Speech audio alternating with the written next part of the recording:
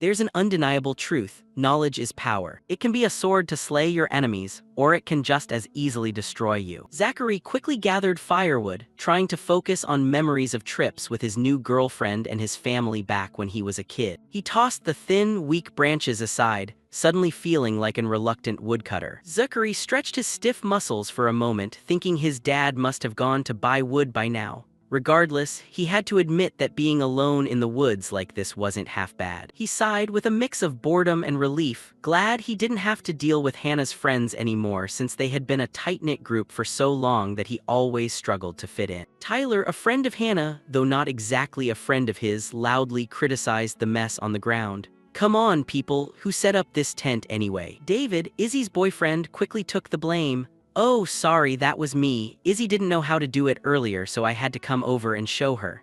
Izzy walked over with their gear and said calmly, "Relax, Tyler, this is supposed to be a fun trip for all of us. You want some sweets?" Tyler glanced impatiently at the clearing in front of him. "No, I don't need any. It's getting late and we showed up behind schedule and still haven't got anything done." Hannah, Jack's girlfriend, tried to keep the peace. "Everything will be fine just like last time. Besides, Zachary can help out too. He's really good at this stuff." Zachary was the only one actually putting in any real effort. "I'll help out with whatever needs doing," he said. She casually dumped the work on him, using the excuse that he'd been camping with his family plenty of times before. Zachary didn't argue since he was just about finished chopping anyway. Tyler felt free to boss him around like a servant. "Really? That's great. In that case, go find some more wood for the campfire, woodcutter." Zachary picked up the shining axe and started walking. He glared at Tyler, sending a shiver down the other guy's spine. Zachary put on a polite smile and kept moving. The moment he was out of sight, Tyler started venting, but Hannah brushed it off with a laugh.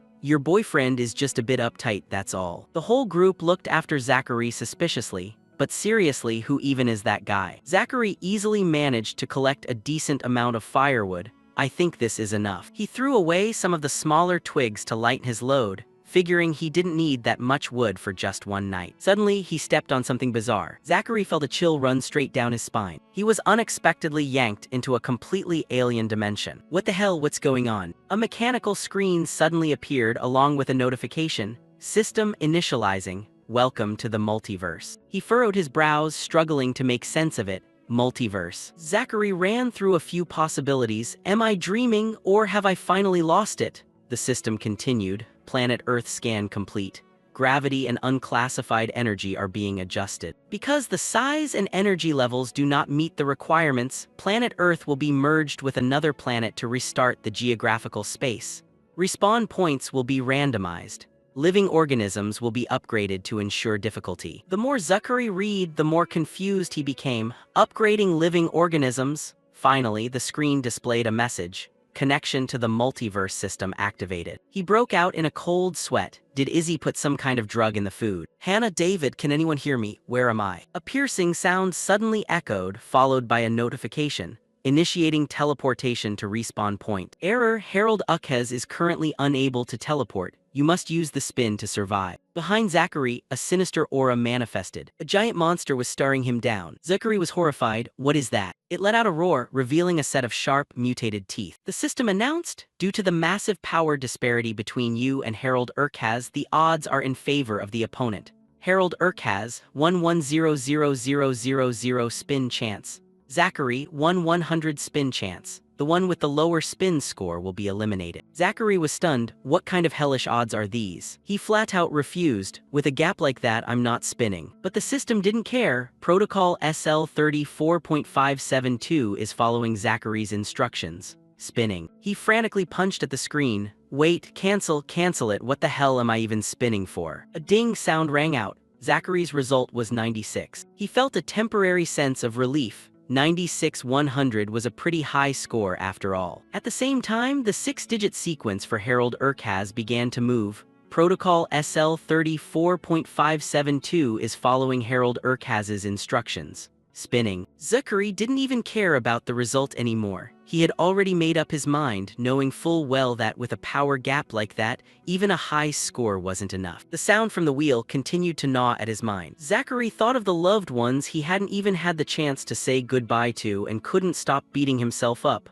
I haven't even said goodbye to Dad. Or Markinj, God, I'm such a shitty brother. He suddenly wondered when anyone would even come looking for him, though it seemed like Hannah's friends probably wouldn't care about Zachary anyway. He went numb, accepting the fate that he was going to die and lose everything. Zachary was filled with hatred for this damn spinning machine. He gripped the axe in his hand tighter, past the point of caring. He made up his mind. He wasn't going to worry about the machine's probabilities anymore. His whole body tensed up and the numbers seemed to overlay onto his very being. Give me a chance, just one time. The wheel stopped at 91, and the system displayed a notification. Congratulations, Zachary has survived. Zachary sat there in shock, having no clue what the hell was happening. I won. Simultaneously, Harold Urkaz began to be erased, as its 91 spin result was no longer valid. Its massive body was hit by a powerful beam of white light. A blazing red vortex swirled and lunged toward Zachary. His right eye acted as a gateway, channeling the flow of energy into his body. A series of screens appeared in rapid succession. Protocol concluded.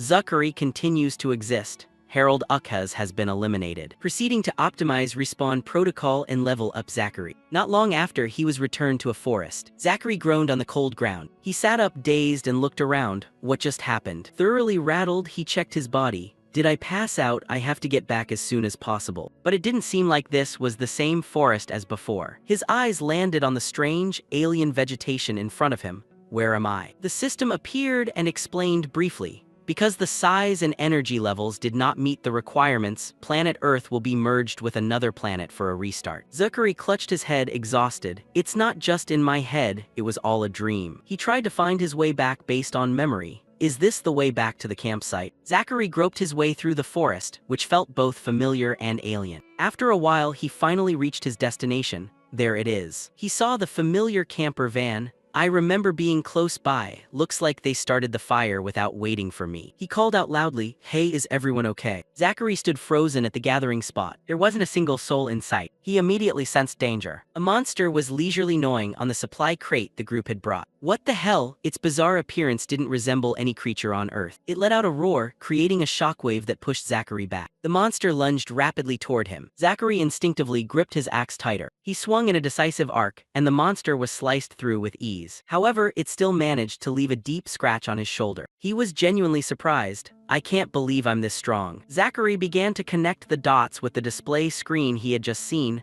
System initializing. Welcome to the multiverse. He recalled the anomalies he had encountered. The monster, it all felt too real. Zachary pressed his hand against the wound on his arm. It's not a dream, it's all real. He immediately decided to run. Where is everyone? Help me. Zachary tried to get to the van, but the monster was right on his tail. Damn it, where did they go? I have to get out of here. Its speed was formidable, so Zachary jumped to the side to dodge. The monster slammed straight into the van. That was when he realized the pattern.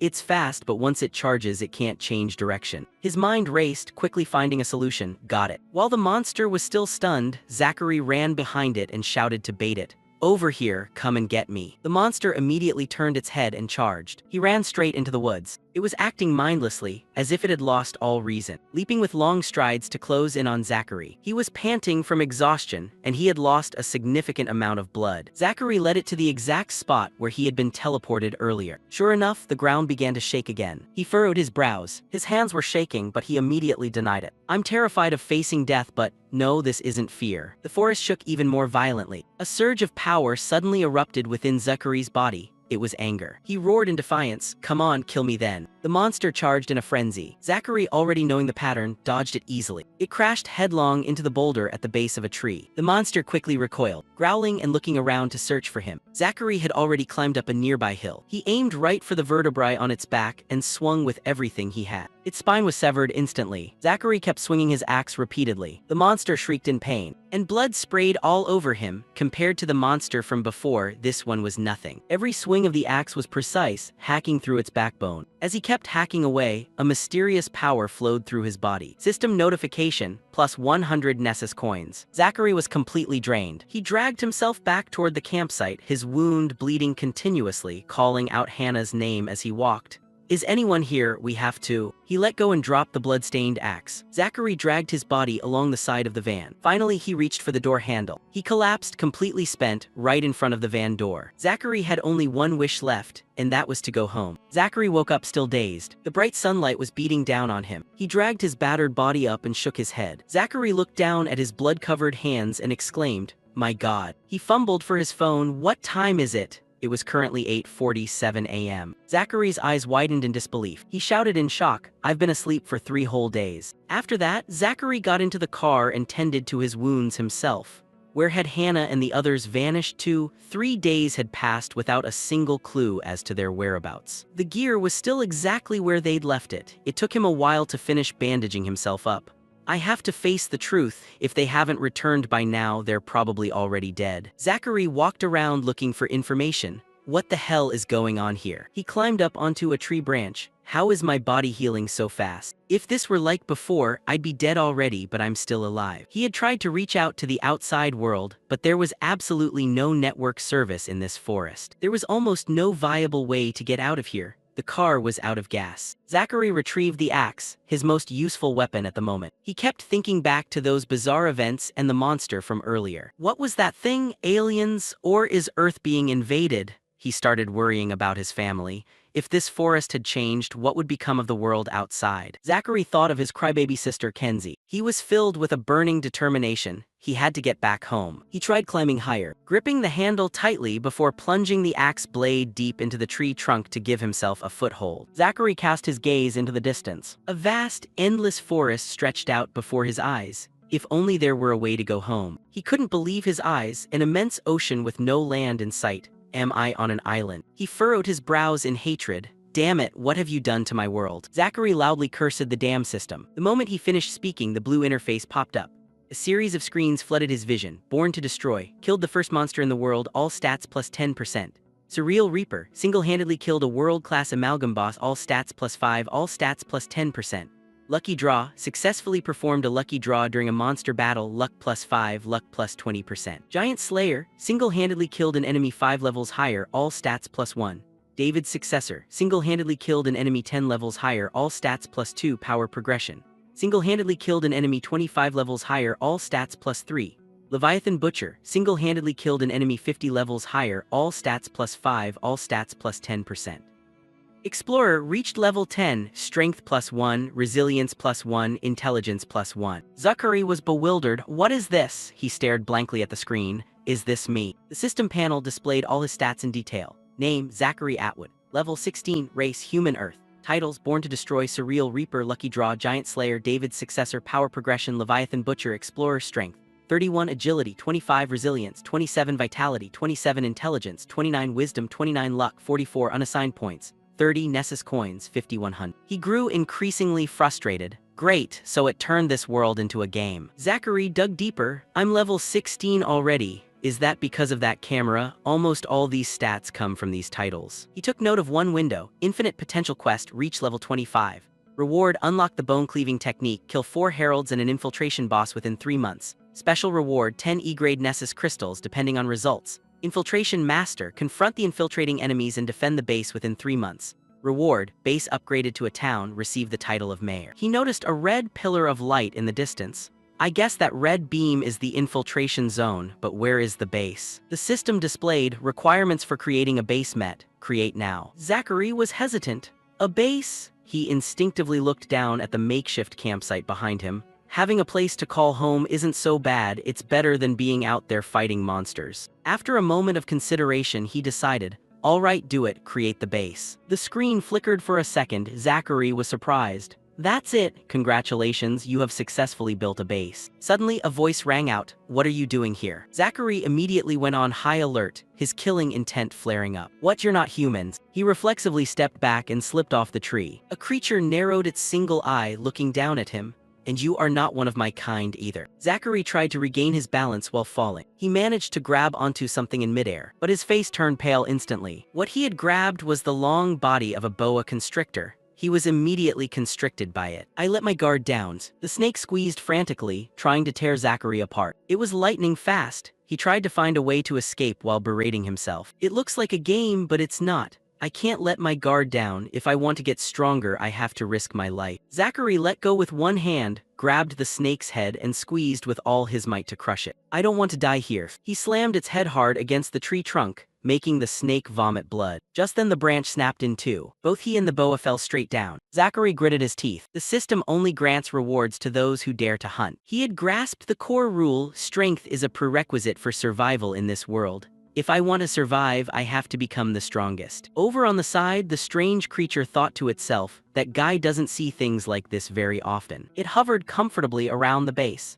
But is he really choosing a tree as a base? Vuth Ubaruk judged him with weariness. It had supported countless entities from many races across this multiverse. Humans were always highly rated, but a Truhus was the stupidest thing it had ever heard of. Suddenly, a noise from below caught its attention. Zachary was swinging his axe wildly, blood spraying with every hack. Vethabarak was stunned and hurried over to check. Zachary panted heavily with exhaustion. He had chopped the boa into several chunks of various sizes. He glared and pointed his axe toward Abby, threatening it. It mused silently. I see. Perhaps I judged too quickly. You're quite talented as well. Zachary didn't lower his guard. Abby introduced itself. My name is Veth Abarak, or you can call me Abby. I was sent here to assist you in building your base. Zachary asked cautiously, my name is Zachary. How can you talk without a mouth? What do you mean by assist me? Abby looked down with disdain. Wonderful. Another idiot who skipped the tutorial. I'm the support assistant sent when you chose the base building quest. Zachary grumbled in frustration. Tutorial? What tutorial? That system didn't tell me anything. 3 days ago, it just left me all alone in this forest. Abby nodded. So you didn't get a tutorial, I see. Immediately after, it shrieked in panic. 3 days? This world was only initialized 3 days ago. Did you mean 3 months?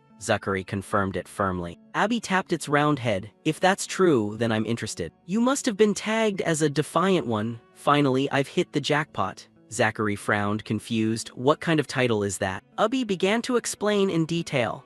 It stated that his world had just merged with the multiverse, a place containing many galaxies that had existed for billions of years. Many others from Earth had been teleported to the beginner village to learn in the coming month.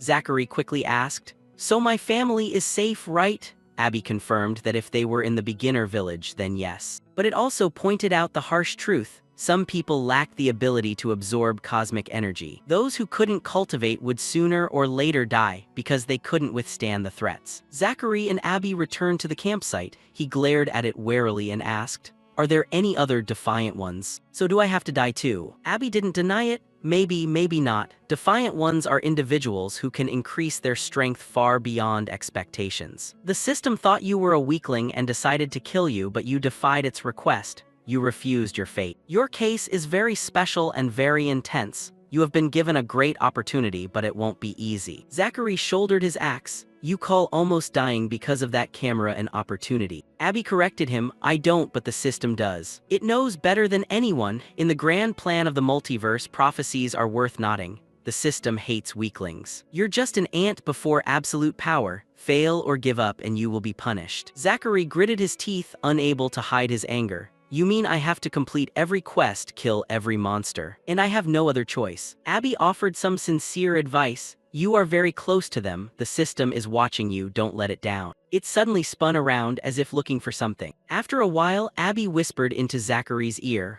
Also, you should try to complete the quest within 1 month instead of 3.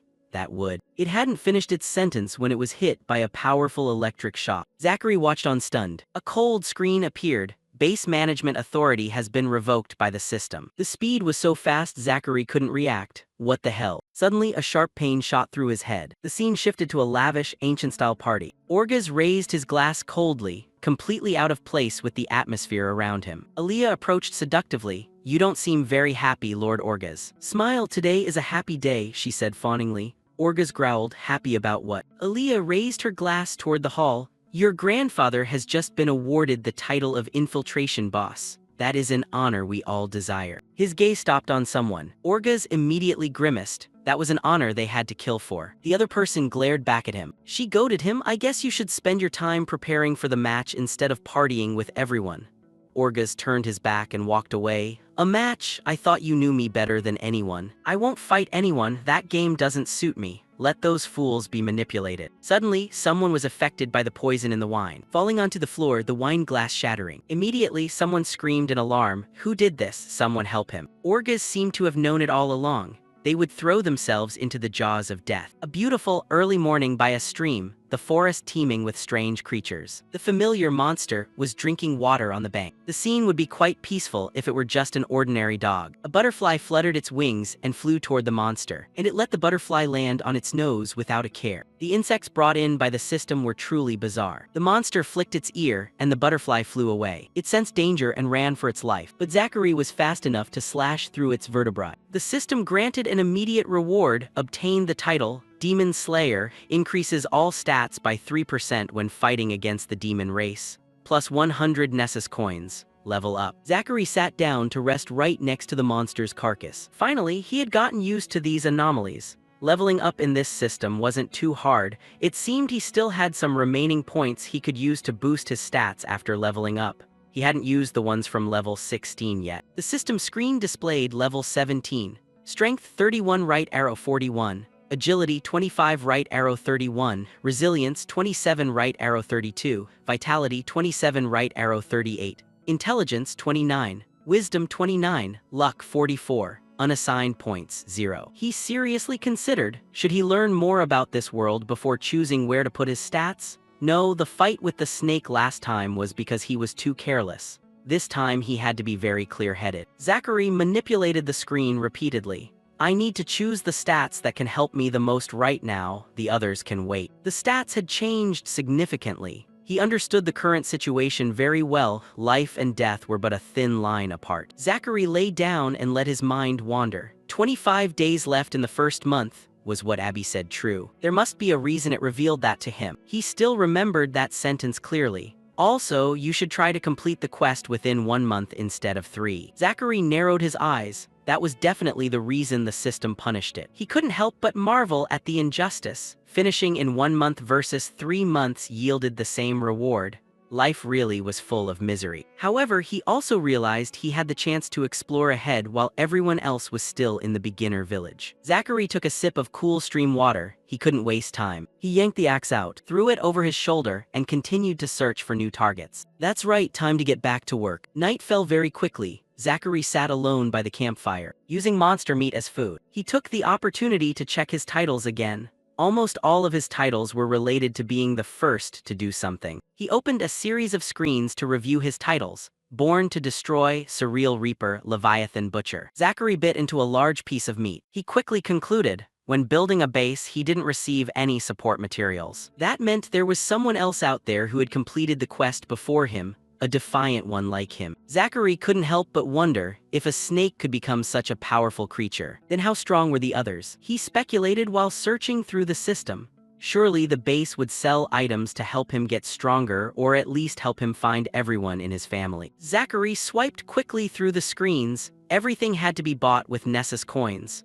Killing a demon dog only netted 100 coins while the snake earned him a few hundred. He stopped in front of an item, his eyes lighting up. It was the teleportation function. It could teleport people here, or better yet, he could teleport home and leave this island. But the price was truly life-threatening. Teleportation point, 10 million Nessus coins. That number felt like a boulder crushing Zachary's head. 10 million Nessus coins. He seriously weighed and calculated he would have to kill a lot of monsters to afford it. There was no way to earn that much just by killing monsters. But what about the quests? He had determined his path forward. Through the quest store, there were many options. If a beginner was already that strong, he had to try. He had to bet everything on it. He came to a conclusion. He had to save his Nessus coins. Zachary bit into the meat again. I have to use them for the right purpose. He decided to spend his money, and there were only 2 things he could afford. Heavenly Eye Skill, 3,000 Nessus.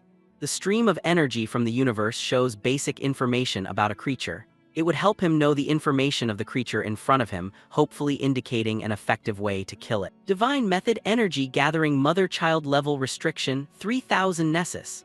The Mother Formation slowly collects cosmic energy from the surrounding area and converts it for the wearer. By wearing this necklace, he will absorb strength from monsters every 24 hours, increasing his energy while he sleeps. I might not be a practitioner of the righteous path, but there's nothing against stealing their skills. After a moment of meditation, Zachary stood up and grabbed his axe again. What a waste of time.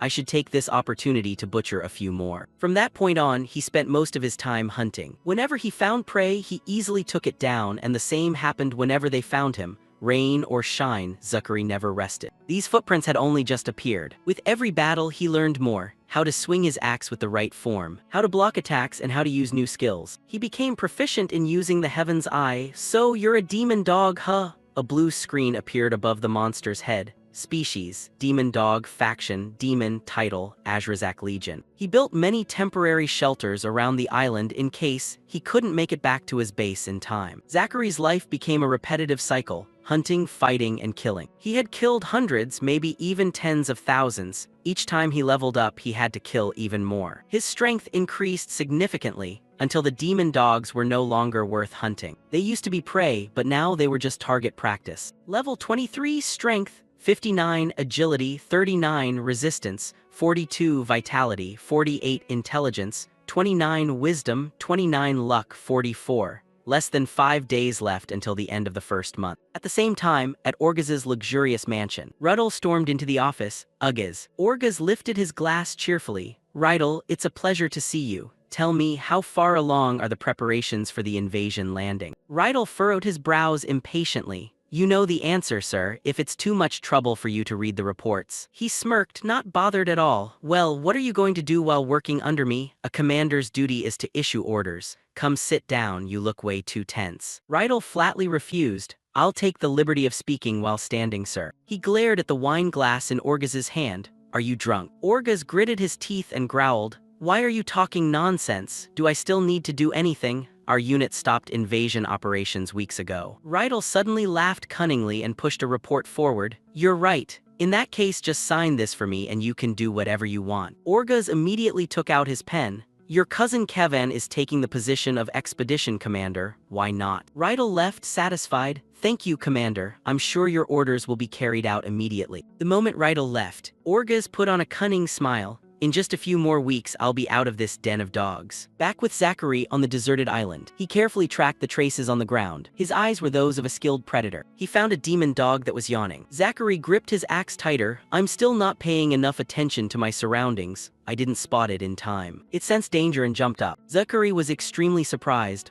How did it? Suddenly, a giant creature lunged out and tore the demon dog to shreds in the blink of an eye. Its size 5 times larger than normal. Zachary didn't dare to breathe too loudly. It tore into its prey with brutal, frenzied savagery. The demon dog sniffed around, searching. It abandoned its half-eaten meal and paced back and forth. Suddenly, the demon dog accelerated and lunged toward him. The demon dog's eyes widened in surprise. Because Zachary had already bolted, he sprinted with all his might. What the hell is that thing? Harold, it's even more dangerous than the other monsters. Do I really have to kill it? Its claws are as thick as my arm. He quickly made a decision. He had to get back to base and have a concrete plan before he could kill it. The crackling fire in the night immediately put Zachary on guard. 2 different species of monsters were communicating. He was stunned. Are they talking? The scene was highly abnormal. Zachary hid carefully behind a large tree to eavesdrop. What the hell? A bipedal creature is roasting meat. He judged that one to be more intelligent. Did they come looking for me? Will they reveal my base? He quickly activated his Heaven's Eye skill, and just at that moment, they noticed his presence. Species Imp, Faction Demon, Title, Azrazak Legion. Species Demon Dog, Faction Demon, Title, Azrazak Legion. He jumped up instantly. Damn it, they saw me. The imp quickly launched a dark orb. Zachary sensed the imminent danger. They saw me. He cursed under his breath. Damn it. Zachary put all his strength into clashing with the imp. It quickly bounced back behind him. Zachary's eyes remained vigilant. He sensed another threat nearby. The demon dog suddenly launched a frontal attack. It overpowered him in both strength and stamina. Its sharp teeth were craving prey. Zachary struggled to push it away. Get off. He then quickly extinguished the fire burning on his shoulder. What kind of fire is this? It looked like any other flame, but in reality, it was gnawing at his soul. The imp on the side was extremely excited, while the demon dog looked at him like a tasty piece of meat. Zachary realized his perilous situation.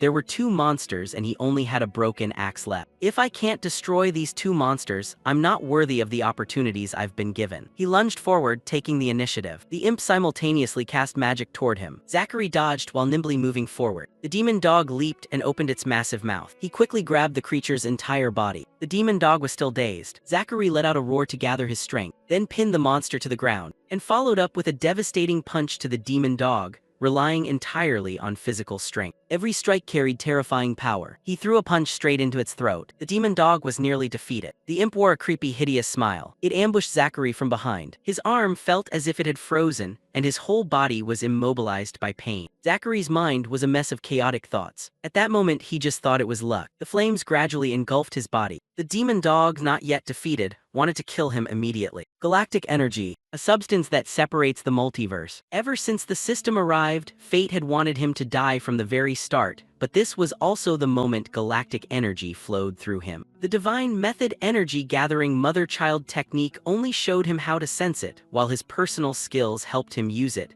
Everything relied on his own learning and control. Its tongue was blocked by strange magical power. Zachary's eyes were bloodshot. He grabbed the demon dog's tail with ease. "You shouldn't have broken my axe." The imp also realized something was wrong. It gritted its teeth in anger, and didn't stop hurling fire at Zachary. He didn't hesitate, swung the demon dog in a circle, and then let go as if throwing a ball. His eyes were completely devoid of warmth. The imp was just as bloodthirsty. The two collided like cannonballs and exploded. Day 30, the final day of the first month. Wood chips fell scattered onto the water's surface. The imp and the demon dog drifted down the river, the water beneath rhythmically striking the rocks. Zachary was diligently carving something. He admired his handiwork for a moment. "I think that's good. It would be better if I reached level 25 and chose a character class instead of doing this, but someone said I should finish the mission within a month. Even if I can't finish everything, it doesn't mean I'm giving up. Anyway, the system is very risky. If I want to get rewards, I'll probably take on other missions." He was extremely confident for his upcoming journey. It's time to kill the second herald. Elsewhere, a hand rested on the railing. Another person appeared beside them. Orgaz smiled politely. "Seems like a month has passed and nothing much has happened, huh?" Rydell didn't hesitate to reply. "Yes, that's right." He didn't stop but continued.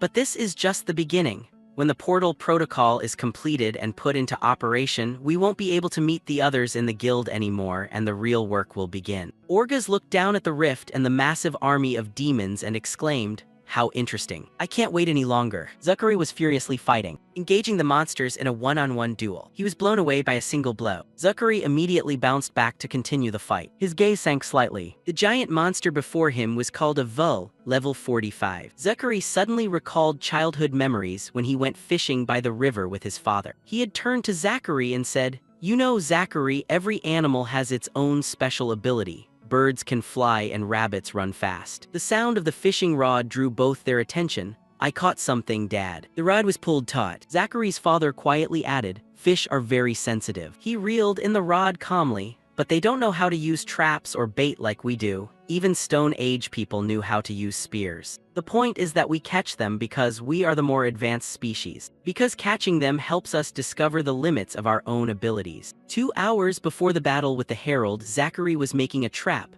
Dad was right. He admired his achievement. "I have plenty of spears here." Back in the battle, Vul was charging aggressively. Zachary became even more alert in his defense. He also realized his own strength. "I can't use pure physical strength to defeat it. The power gap between us is too huge." Vul lunged rapidly, wanting to maul him to death. Just one hit from it and he would die. Dodging the blow, Zachary thought of a solution. "I can't let it touch me." Zachary used a physical attack. Vul spewed a stream of red blood and became even more aggressive. He looked on with golden eyes, able to channel galactic energy to every part of his body. Zachary's arms were bulging with veins and muscle, enhancing his physical strength. Vul didn't care and kept charging like crazy. "Chase me." Zachary ran fast to bait it. "Come on." But he wasn't the chosen one. There wasn't much galactic energy, so he had to use it wisely. Without making any mistakes, Vul extended its long claws. Zachary's entire body was tense. "Come on." He tried to pour all his strength into his legs. His whole body suddenly leaped high. "Control the energy." Zachary looked at the monster and whispered to himself, "Kill it." He swung his axe down with all his might. In another development, a group of demons appeared before the massive rift. Advancing step by step, Orgaz looked around and asked, "Where is Rydell?" One of them quickly answered, "He has already gone through the portal, Commander." His gaze flickered slightly behind him, but the next second he returned to his confident demeanor.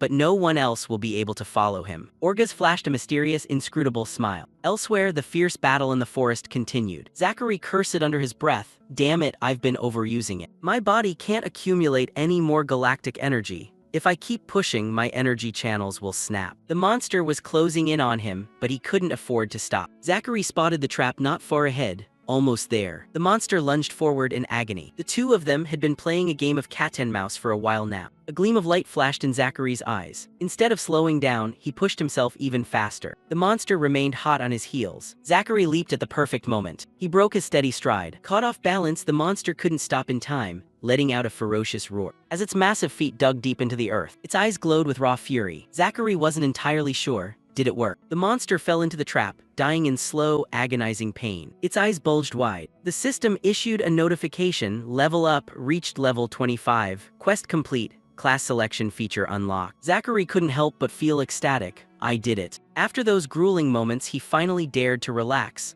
"I did it. Are you seeing this? That damn system I killed." His words were cut off by a powerful tremor. A pair of glowing red eyes appeared in the shadows. Zachary saw it clearly and swore, "Damn it." He was completely surrounded by a pack of beasts. In another castle, a soldier looked at the person in front of him, trembling. "Wait." Orgaz slashed through the space above him without hesitation. A dull thud echoed. He effortlessly took care of the small fry. A companion wondered aloud, "How much longer do we have to wear these stupid suits of armor?" Orgaz sheathed his sword and replied calmly, "Until I say so." Names, the other one, whined. "Seriously, Orgaz." The soldier wheezed out with his dying breath, "No, please." Aaliyah's delicate voice chimed in, "Even me." And the answer was no exception, especially for her. Orgaz gave a stern command, "I don't want anyone to know about your presence. The fewer people who know, the better." Another person clearing the remains reminded him, "Think carefully, Orgaz. We won't receive his protection anymore once we cross that gate." The remnant was tortured to death. He remained eerily calm,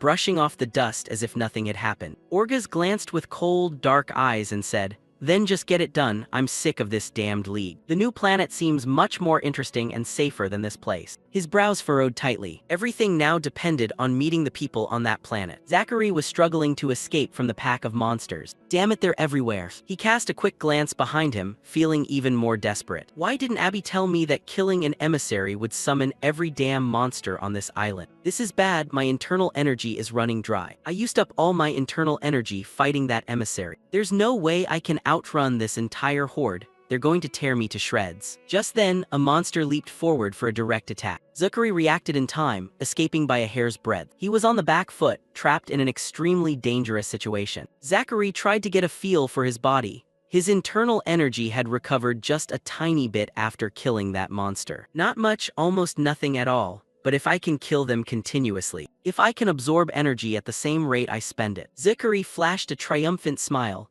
Then I won't have to run from them anymore. Thinking this, he stopped abruptly and turned around to face the aggressive monsters head-on. Zachary quickly dispatched one and dove into the fray, swinging his axe. "I just need to wipe them all out." Somewhere else, a girl radiated intense killing intent. Rydell mused silently. Whatever is holding him up, it doesn't matter. In Ugaza's absence, I am in command. He immediately issued orders. "Kevin, organize the scouting teams. Something killed the emissary Urkaz. I want to know what it is." Kevin reported that it was done almost instantly. Rydell slammed his hand on the table. "Good, move to the plan for our outpost. As soon as possible, we need that upgrade." At that very moment, information was transmitted. Someone was passing through the portal. The people in the room buzzed with excitement. Has Lord Orgaz finally decided to appear? Who could it be? Firm footsteps approached the interior. Orgaz and his men strode in proudly. His gaze stopped on the person standing opposite him. Rydell was no exception. Deep inside the forest, Zachary was becoming exhausted. His arm bore a deep wound and a patch of skin was missing from his leg. His axe dripped with blood. His voice trembled slightly. "I need to find one of my main supply caches." Zachary trudged along wearily. That tree. He reached out and grabbed a branch, then swung himself up. His perspective shifted, and he was in a safer position. Zachary had spent all his strength after a day of fighting. The sky brightened before long. He woke up slowly in a daze. It's already been over a month. The world hasn't ended yet. What am I even saying? It ended last month. He adjusted his gear slightly, then quickly slid down the trunk. Zachary tried to get a feel for things. The speed of his body's recovery was truly astonishing. Even so, he hadn't fully recovered to 100%.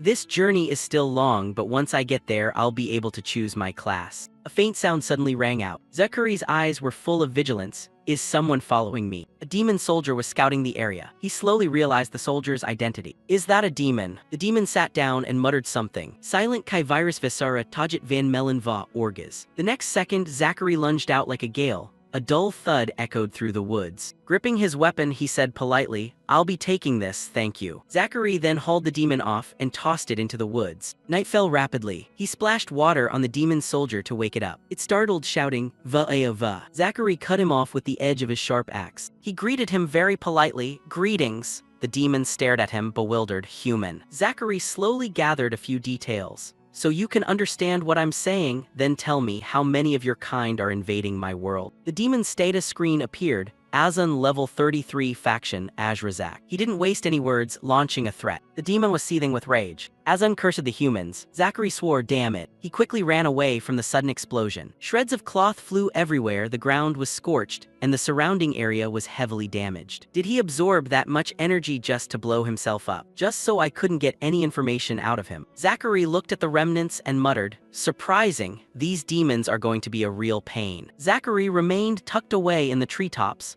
carefully observing to see if the area was safe after the chaotic explosion. Several hours had passed since the demon scout turned himself into human fireworks, but luckily, no reinforcements appeared to check the mess. Zachary jumped down to his camp, fuming because the scout had blown himself up and taken the loot with him. Our protagonist was currently wearing only a shredded cloak and a few bandages. He really had hoped the demon would drop decent armor instead of leaving a giant hole. Zachary stared at the scorched earth, thinking that if he'd known it would self-destruct, he would have searched its pockets first. He remembered the fanatical look in the demon's eyes. A guy willing to blow himself up just to vent on the locals. The explosion was loud enough to wake the neighbors, but luckily, all his current neighbors were either dead or in another dimension. The only bright spot was his shiny new axe. His old one was now like a dull butter knife. Moreover, the final major milestone had arrived. Zachary reached level 25, the divine number that unlocks power upgrades. A faint smile appeared on his lips. Survival was starting to feel like he was gaining the upper hand. But before opening the superpower gift box, there were still some chores to do. He opened the interface and bought the F-rank small-scale illusion array he had just acquired. With a heavy thud, a large, rough crate appeared on the ground before him. He pried it open to see a set of glowing purple stakes, noticing they were quite different from the last illusion array. Zachary moved around the perimeter of the camp, carefully driving the enchanted stakes into the ground. He hammered the final stake into the dirt, completing the circle. He stepped back to admire his work, eager to see how well this new defensive system performed. The illusion array hummed to life, the stakes beginning to discharge crackling purple bolts of energy. A powerful wave of magical energy exploded from the center, sweeping over Zachary. As the system confirmed the activation, a shimmering purple dome expanded until it covered the entire campsite, trailer and all. From the outside, the clearing in the forest seemed to ripple and disappear, replaced by an illusion of the undisturbed, pristine woods. Zachary touched the shimmering boundary, amazed at how perfectly his entire base was now camouflaged. He let out a sigh of relief, knowing he could finally focus without worrying about wandering demons. Having dealt with security, he turned his full attention to the main event, choosing his profession. A blue notification appeared, congratulating him on reaching level 25 and asking if he was ready to choose. Zachary didn't hesitate for a second, tapping the yes button with a confident smile. His excitement was cut short by a red error screen demanding 6,000 Nexus coins to purchase the Nexus connection node. Zachary cursed the system's greed, realizing this would wipe out almost all the coins he had earned through blood and sweat. He gritted his teeth and confirmed the transaction, praying that this process wouldn't reveal his location. A beam of light shone down to the ground, and a giant glowing nexus crystal appeared in the middle of the camp. He approached the strange relic, unsure if it was just an interface or something more permanent. He tapped the side of the pedestal with the head of his axe, triggering another notification. The crystal flashed and a new window appeared in his vision. He squinted as the system notified him that he had 5 distinct class options. A predatory smile spread across his face. The moment he had worked so hard for had finally arrived. The first choice was Warrior, a common class for those proficient in basic melee combat. Next was Follower, another common choice that focused on the use of basic magical elements. The third was Marine,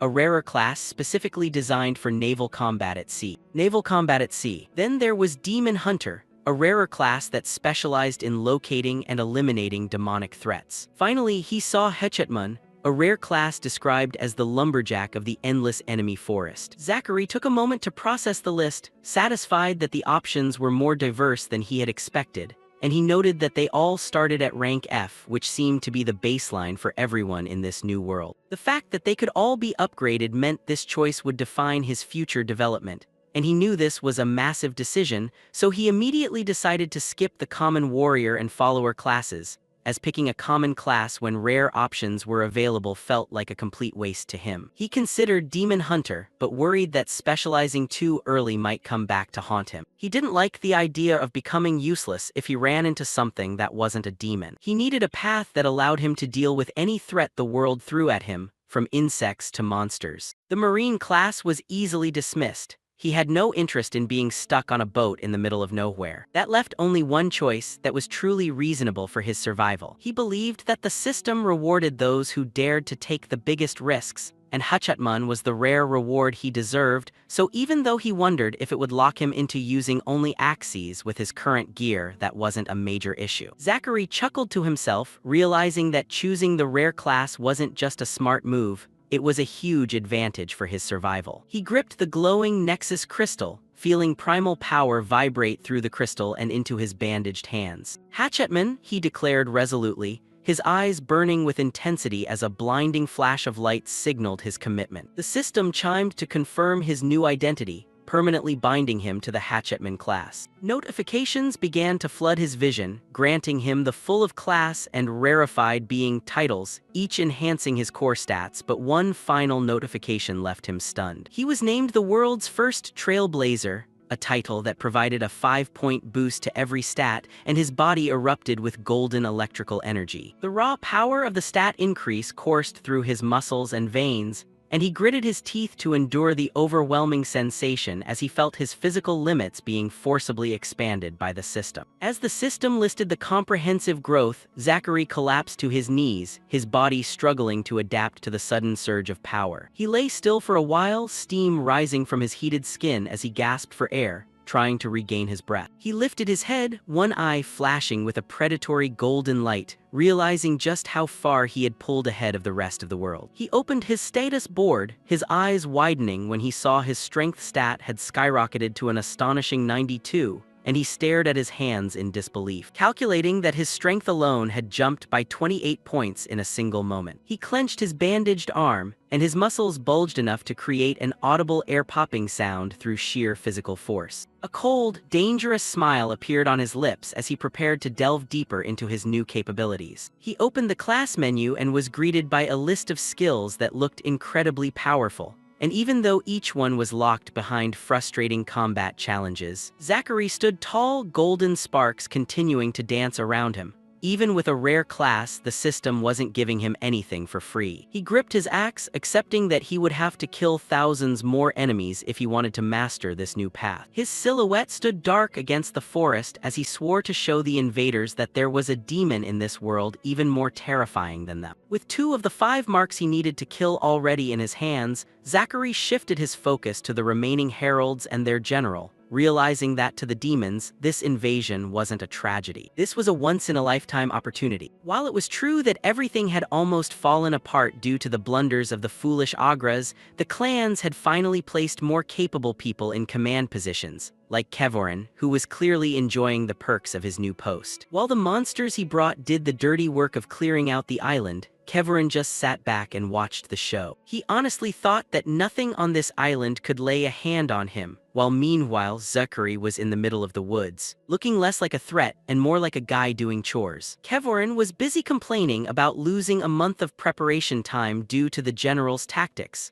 knowing they had to hurry before other planetary invasions began to snatch up all the good loot. But sacrificing 10,000 slaves seemed to have been rewarded by the heavens. Kevorin wore the expression of a man who had just hit the lottery. His scouts had just reported news that made everything worthwhile. Deep in the mountains, they had discovered a massive vein of Nexus crystal. Such a treasure was worth more than most could imagine. It was a fortune greater than what the clan elders possessed. As the head of reconnaissance, Kevorin was in charge of discovering this treasure. And he had a little secret: not everything shiny he found would go to his superiors. It felt too good, so he ordered his subordinates to set up camp because he was tired of walking. He found a spot to watch the sunset and asked Lyra what she thought, but she was still trying to adapt to the planet's bizarre weather. Grom had already set up a lavish dining table, complete with pastries and a red tablecloth. Kevorin invited Lyra to sit with him, telling her to drop all the formalities and just call him by his name. Lyra was slightly surprised that he was taking a lunch break right at the start of a major invasion. Kevorin just flicked an insect away as if it wasn't worth his attention, boasting that he always made time for the truly important things in life. But he quickly got annoyed as more mosquitoes buzzed around the luxurious meal, having gone to great lengths to persuade Lyra to join this trip and refusing to let it be ruined. When a fly landed directly on his food, he barked at Grom to do something about the pests. He called for Grom again, but the silence made him pause. Suddenly, Lyra gasped in horror and reached for her bow, the atmosphere shifting completely. From above, Zachary lunged down and smeared a guard's blood onto the ground. Lyra screamed, "It's a native!" Kevorin jumped to his feet, his hands glowing with energy as he roared, "Kill him!" just as an arrow whistled through the air. But Zachary was already moving, reaching for another blade to finish the job. He continued his assault, moving faster than any human had any right to. Lyra's arrow was sliced in two by Zachary. Kevorin drew a massive black sword and prepared to end this pest once and for all. The collision between the sword and Zachary's axe sent blue sparks flying in all directions. Metal ground against metal as they locked eyes amidst the chaos. Kevorin just smirked, seemingly amused that this planet had a human worth fighting, loudly speaking about crushing them like all the other insects parasitic on this planet. But Zachary was pushing back hard, even as dark energy began to swirl around them. Grom watched in shock that this native was actually holding his own against Kevorin. Two demons lunged at Zachary, trying to overwhelm him with numbers. But Zachary managed to leap out of the danger zone in time. Zachary didn't hesitate, throwing a devastating punch that sent Grom reeling, the force of the impact sounding as if the demon's armor was about to shatter. He was blown backward by the massive kinetic force, the air seeming to crack as the magical reaction from the demon armor detonated. Grom slammed into the ground in agony, the impact knocking the wind out of him and leaving him instantly unconscious. Kevorin didn't waste a second, lunging forward with a slash that cracked the ground where Zachary had just been standing. He was genuinely confused as to how a mere native could keep up with him. Zachary gripped his axe tighter, the wood creaking under the pressure as he prepared for the next round. Dark energy began to wrap around Kevorin, his power surging as he realized he was in big trouble. A wave of amplified dark energy shot through Zachary from Kevorin, causing him to scream in absolute agony. While he was distracted, a purple-fletched arrow whistled in from the side, striking its mark and embedding itself deep into Zachary's shoulder. He gasped for air, the combination of shock and his wound beginning to take its toll. Kevorin stood over him, sword raised high and prepared to deliver the killing blow. Zachary looked up, his eyes widening as he realized just how much danger he was in. But he still managed to raise his weapon just in time to block, sparks flying as the two weapons locked. Kevorin couldn't believe it. This planet had only been integrated a month ago, yet this guy was this strong. Zachary reached out and clamped his hand tightly around Kevorin's head, causing the demon to let out a strangled cry. Zachary's hand was like a pair of pliers, the raw power causing the noble scout to tremble in terror. He swung his axe in a wide arc, aiming to finish the fight right there. But Zachary realized he wouldn't be able to finish him off if the woman nearby kept harassing him with relentless arrows. Zachary paused his attack, tilting his head just in time for an arrow to graze his cheek, knowing that a single moment of distraction with the demon before him would mean death. Zachary leaped back to create distance, his breath coming in ragged bursts. He wiped the blood from his face, his eyes never leaving his opponent. The two stood still for a moment, panting under the blood-red sky. Grom was still clutching his stomach in the background, clearly still out cold. Kevorin conceded, "You're quite impressive for a common human. I've heard of humans who crawled up from the bottom. Those who were outcasts, trash not even allowed to survive the integration phase. Those too weak to be worthy of stepping onto the path of cultivation. As small and meaningless as the mosquitoes I hate so much." Kevorin explained that people like Zachary were the ones who fought until even the heavens had to acknowledge them. "We call them defiers, those who challenge fate. And it seems you have more potential than most of them." Kevorin continued, "It's a real shame that someone like you has to die here." But because Zachary dared to challenge him, Kevorin had no choice but to bring his weapon down. He swung his massive sword horizontally, forcing Zachary to duck to avoid death. Zachary slid across the rocky ground, trying to keep his distance from that dark energy. He lunged forward, his axe colliding with Kevorin's armor once more. Zachary gritted his teeth, knowing one more mistake meant death. Zachary's axe slammed into Kevorin's chest, but the impact only created a massive shockwave without moving the demon at all. Kevorin stood like a mountain, his patterned armor glowing as it absorbed nearly the entire force of the blow. Zachary was blown back by the magical backlash, sliding across the rocky terrain and cursing the demon's superior armor. Refusing to stay down, Kevorin roared and charged again while Zachary prepared a lethal counterattack. As the demon charged, Zachary thought quickly, grabbing the entire dinner table and throwing it straight into Kevorin's face, disrupting his rhythm and sending him into a blind rage. The demon's face twisted in sudden anger and confusion as he realized this human wouldn't be easily taken down. A heavy impact sent Kevorin stumbling backward through the rubble of his own camp. Not giving him a chance to react, the protagonist circled behind him, and then launched another thunderous blow, sending the demon's body flying backward like a cannonball. Seeing their commander in danger, Aizen shouted an alarm as the battlefield was engulfed in smoke. A terrifying crash echoed across the clearing as a magical explosion flattened a nearby tree. Kevorin barked at Aizen to focus, but that brief moment of distraction was all Zachary needed. Emerging from the dust cloud like a vengeful ghost,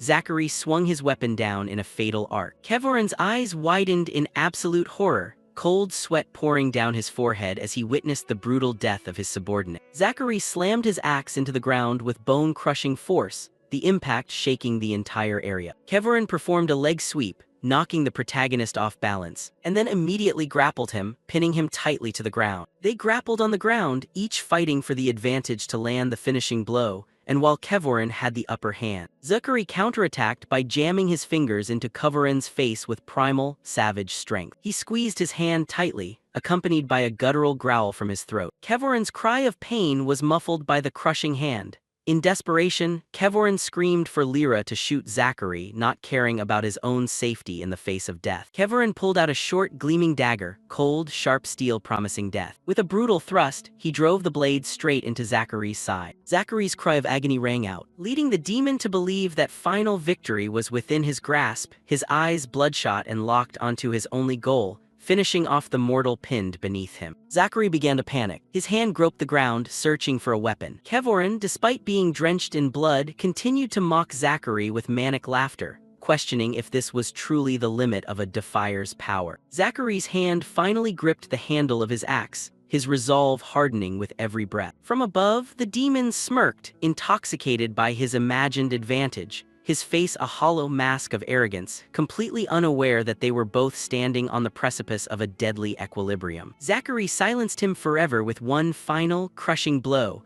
while a level-up notification flashed in the corner of his vision. The battle ended, leaving Zachary gasping for air amidst the heap of enemy corpses. He tried to stand up, but the arrow embedded in his shoulder and the sheer exhaustion made him stagger. Lyra stepped out from the shadows, her bow already drawn and aimed straight at Zachary's head. The demonic archer stood cold and ready, her eyes promising a quick end for the human intruder. Zachary took another arrow to the body. The force of the impact made him cry out in pain as he struggled to keep his balance. He looked at her with a silent rage, his eyes burning with an indomitable spirit that refused to be extinguished. Lyra warned him to stay still, the pain of losing Kevorin fueling the hatred within her. Zachary stared back at her, his expression grim as he prepared for whatever was coming next. In a quick cutscene, the position of the blade shifted instantly from Zachary's ribs to the center of Lyra's forehead. As the adrenaline began to fade, it left behind only the excruciating pain from his wounds. Despite the danger, Zachary began rummaging through Kevoran's corpse, hoping to find gear that would help him survive the next encounter. Zachary checked the small decorative pouch he had taken from Kevoran's body, nodding at its unexpected weight. When he opened the pouch, a surge of magical energy exploded, enveloping him in a warm, golden light. Looking inside, he realized this was a spatial treasure containing a chaotic, massive mixture of items. The pouch seemed to defy physics, holding an entire room's worth of belongings within such a tiny frame. Zachary found everything from fruit baskets to high-end furniture, leaving him to wonder if this demon had been out on a picnic. Amidst the mundane clutter, he discovered a collection of glowing, multicolored crystals that looked very important. The system announced they were F-grade Nexus crystals, dense with primordial cosmic energy. The interface explained that these crystals were essential for leveling up and recovering after battle. Holding one up, Zachary felt the primordial power vibrating within the gem like a miniature star in the palm of his hand. He checked his active quests and saw similar crystals listed as rewards for his fight against the invasion. Zachary began absorbing the crystal's energy, his body drinking in the power to heal the wounds from the fight. Half an hour later, Zachary had scavenged the best items from Kevoran's gear, claiming the dark magical armor for himself. He strapped the precious spatial pouch to his belt. It was a key piece of loot from his first major victory.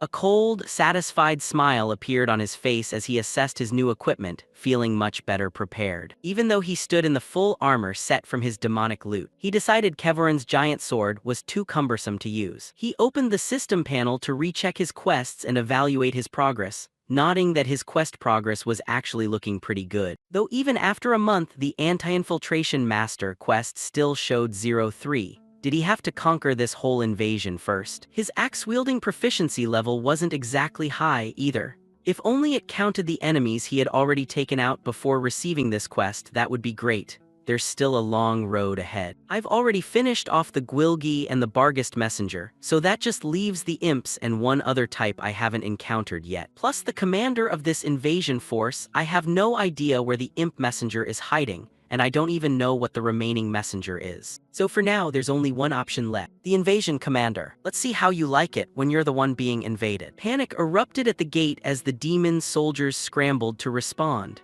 They had finally realized the chaos Zachary had left behind outside. The gate guard squad, completely oblivious, charged blindly toward the source of the chaos. They couldn't even imagine what was attacking them. A backup squad rushed through the portal, swords drawn. They hoped to meet an army, but only silence awaited them. The lead soldier slid to a halt, his arrogance vanishing instantly. The scene ahead was more horrific than any report. He looked around in shock. The efficient and brutal slaughter left him speechless. Corpses lay scattered across the ground, twisted and broken where they fell. Zachary retreated into the shadows, breathing heavily. His axe proficiency was increasing, but attacking the general head-on was still suicide. He looked down at his body, covered in mud and dried blood.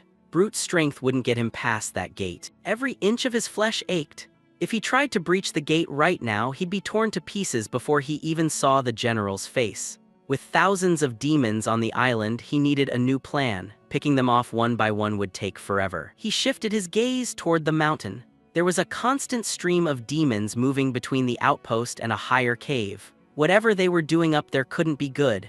It looked like they were scouting or mining something important. While a few wandered around, the main force remained behind the ramparts, busy building their new city. Zachary watched them from the darkness. He wondered if they were just mindless products of the system sent to test him. But as they laughed and joked with each other, the reality sank in. They weren't NPCs, they were living, breathing creatures. He almost asked himself if they even wanted to be here. Maybe they were trapped in this game just like him. His eyes hardened as he pushed the thought aside. It didn't matter who they were or what they felt. They were on his island, desecrating his home. Empathy had no place in a fight for survival. The only way he would talk to the invaders was through the edge of his axe. That was the only diplomacy they understood. He leaned against a tree, steadying himself. He still had a family to find and a world to reclaim. If he had to become a monster to save his people, so be it. He had already crossed that line. He decided to change his target. Hunting down the remaining heralds would weaken the general's control before the final showdown. When they died, he would return to take the head of the invasion. He turned and vanished into the forest. Tracking them wasn't easy. He spent many days crossing the island, checking every nook, cranny, and high point. He continued his grim work, his axe proficiency slowly climbing with every kill, nearly 200 down. The hunt led him to the rugged coastline where he slaughtered everything in his path. The count kept rising. He scoured the small, cramped caves, leaving a trail of bodies behind him. He was nearly halfway to his goal. Zachary pulled himself up a steep cliff, his muscles screaming with the effort. They had to be hiding somewhere. He finally reached the top. The wind whipped at his cloak. The climb was worth it for the view. He stopped for a moment to breathe and wipe the sweat from his forehead. He had been looking in the wrong place before. From up here, the entire island stretched out before him. The red pillar of light at the outpost looked tiny from this height. A flash of movement caught his eye. He squinted, focusing on a nearby mountainside. A giant beast was perched on a branch, its body cracked with glowing orange energy. It looked ancient and dangerous. Zachary stepped into the open, drawing its attention. He had found what he needed. The stone monkey roared in terror as Zachary used his judgment eye to scan its stats. It belonged to the Azrazak race. He finally confirmed the last two heralds were a small demon and this pack of monkeys. It was time to get to work. The creature roared again, its mouth glowing with fiery heat. It wasn't alone. The whole pack charged down into the ravine, their heavy footsteps shaking the ground. Zachary didn't hesitate. He lunged forward, confronting the first monster. A powerful swing sent the monkey flying. Zachary's proficiency soared with every swing. He hacked through another, the count hitting 899. He was nearing a massive milestone and he could feel a change coming.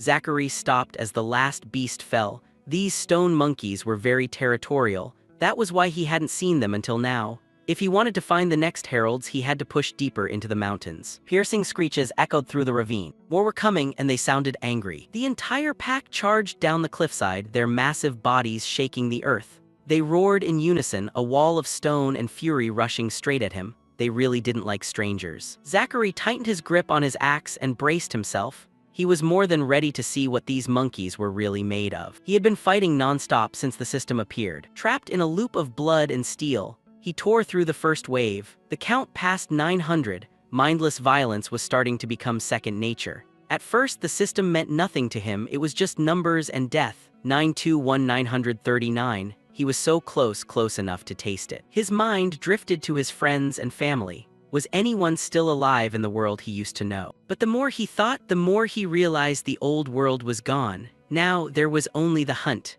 The more he fought, the more everything started to fall into place. He was becoming something else. Every kill brought him closer to a truth he couldn't yet grasp. 982,995,998, 999. Just one more, a blinding flash of light exploded as he hit the milestone. 1,000. He did it, axe proficiency 1,000. The world around him dissolved into a blinding white void. This wasn't the mountain anymore.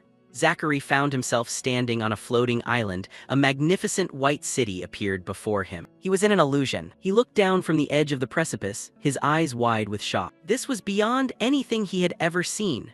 Below him, an army of stone colossi and winged warriors marched through the clouds.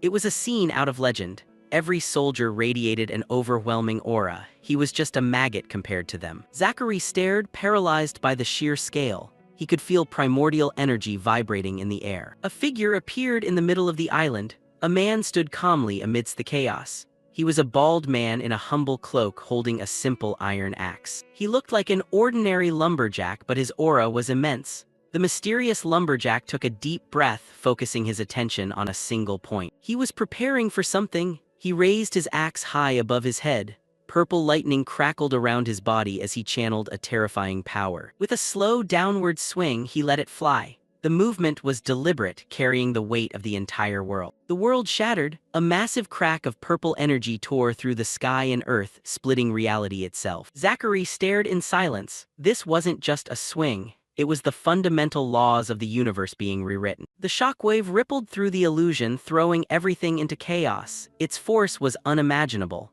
A system notification flashed in his mind. Dao Seed absorbed gravity. He had achieved a breakthrough. The illusion exploded in a final burst of light, and Zachary was thrown back into the real world. A massive crater remained where he had stood. Zachary gasped for air, his hands trembling as he gripped his axe. The power he had just witnessed was still flowing through his veins. Zachary leaned back against a tree, completely drained. Around him lay the shattered corpses of the monkey pack. Dao, he had heard about it in legends and myths but never thought it could be real, something he could actually touch. The system confirmed his new status, Gravity Dao Seed, a permanent buff to strength and endurance. This changed everything. He didn't fully grasp the implications, but the feeling of power was undeniable. He was no longer a mere survivor. Zachary tightened his grip on his axe, the energy of the breakthrough coursing through his arms. It felt like he had finally glimpsed a fundamental truth of the multiverse. In his mind, he saw that mysterious lumberjack again. The weight behind that man's blows was transcendent. He realized his previous techniques had been full of flaws. Compared to the illusion, his swings had been like mere fantasies, while the lumberjack's strike was the only thing that was real. Zachary focused, trying to channel that same essence. He needed to feel the absolute weight behind every swing. He poured his newfound awareness into his next attack. With a thunderous boom, a massive fissure tore through the ground, flattening the remaining stone monkeys in its path. Terrifying force! Zachary stood atop the carnage, panting. Even though this strike was powerful, he knew he had only scratched the surface. The man in the illusion had something even greater. The image of the strike splitting the world still haunted him. It had a depth he hadn't yet grasped. Zachary looked at his reflection in the axe blade, his eyes burning with new ambition. Could he reach that level of power? The mysterious lumberjack remained a silent, steady goal in his mind. A benchmark for what was possible. A system notification appeared, accompanied by a title that made him freeze. Child of the Tao, the third person in the world to attain enlightenment and create a Tao seed. Zachary's eyes widened as the words third person sank in. He wasn't the first. There were two others ahead of him. He thought about the world outside the island. The tutorial had ended for everyone else a month ago. Out there, the muscular survivor and the others must be fighting their own battles. He wondered how many natural-born geniuses like that blonde girl were perfectly suited for this new cultivation world. Had governments started to rebuild? Had organized groups seized territory while he remained alone here? The thought gnawed at him. He had pushed himself to the limit, believing he was in the lead.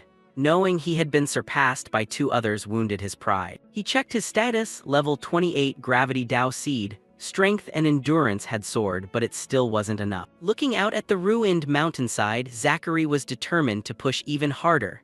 When the dust finally settled, only the strongest would decide the new world order. Zachary narrowed his eyes, checking his progress on the system interface. He'd been so busy surviving that he'd almost forgotten the current tally. 9,952 logs out of 10,000. Zachary Atwood took a short rest, leaning his back against a massive fallen tree. He was only a few swings away from finishing his goal. Meanwhile, deep inside the demon base, the weapon rack was ready for a war that was claiming lives. Agras, one of the demon leaders, looked stunned at the latest update. The messenger reported that Kevoran was dead, likely killed by the same mysterious group that had wiped out the other heralds. Agras tried to keep a straight face. When the soldier suggested they were dealing with an elite team of native warriors. Standing behind the giant bodyguard Ilver, Agras couldn't help but burst into laughter. He was thrilled that his rival had finally kicked the bucket. He faked a cough, saying he must be allergic to something in the planet's atmosphere. He admitted he was a little sorry to have lost Lyra in the chaos. She had been spying on Kevoran for him, but he didn't lose any sleep over it. He ordered a squad to check on Cinderain and Kyugo, still maintaining the role of a concerned commander. Deep down, he only hoped the natives and his remaining rivals would kill each other off so he could seize exclusive control. Ilver warned him he was laughing too much, but Agras just told him to shut up. Back in the deep forest, Zachary continued his work, pushing his logs to 9,999. He wiped the sweat from his face, focusing on the final task. He aimed his axe for the final swing. The counter hit 10,000, and a terrifying surge of energy exploded from the log. Purple lightning coiled around him as his body absorbed the cosmic reward, pushing his power to new heights. With his stats boosted, he headed toward the peaks where the energy was concentrated more intensely. He started climbing vertically, his fingers digging into the rough rock.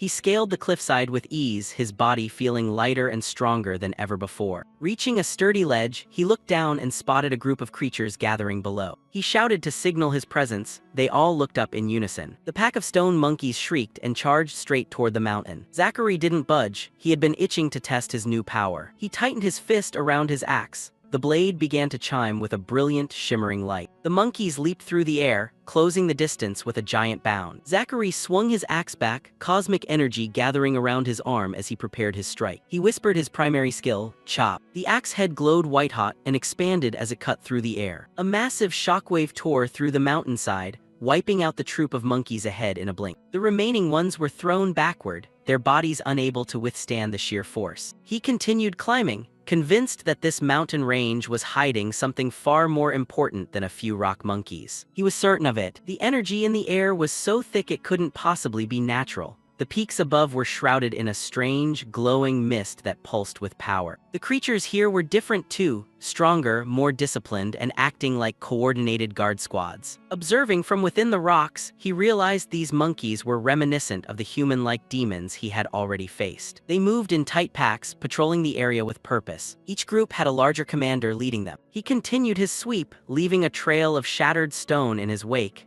Even these elite squads could no longer stop him. Day after day, he climbed from peak to peak, searching every corner of the mountain range. As the sun set, he stood alone on a summit, having cleared the area, but the next heralds remained nowhere to be found. Zachary squinted, focusing on the depths below. He had spent days searching the peaks, but finally realized he had been looking in the wrong place. The heralds weren't on the mountaintops. He looked down into a massive crater and spotted a glowing white tree. That was where the energy was concentrated. Without hesitation, he stepped off the cliff edge and began his descent into the valley. As he approached, he stayed on high alert, his mind cycling through potential strategies. But then he stopped dead in his tracks, sensing a massive spike in energy. The tree was even more impressive up close, pulsing with deep purple and crimson veins of energy. He couldn't believe the scale of it. It looked like it had been growing there for centuries. And then he saw him, Cindermane, a level 58 rock monkey herald, sitting in absolute silence at the base of the tree. The creature's eyes suddenly snapped open, flashing with a dangerous golden light. Zachary didn't waste any time initiating a surprise aerial ambush and swinging his massive axe down with all his might,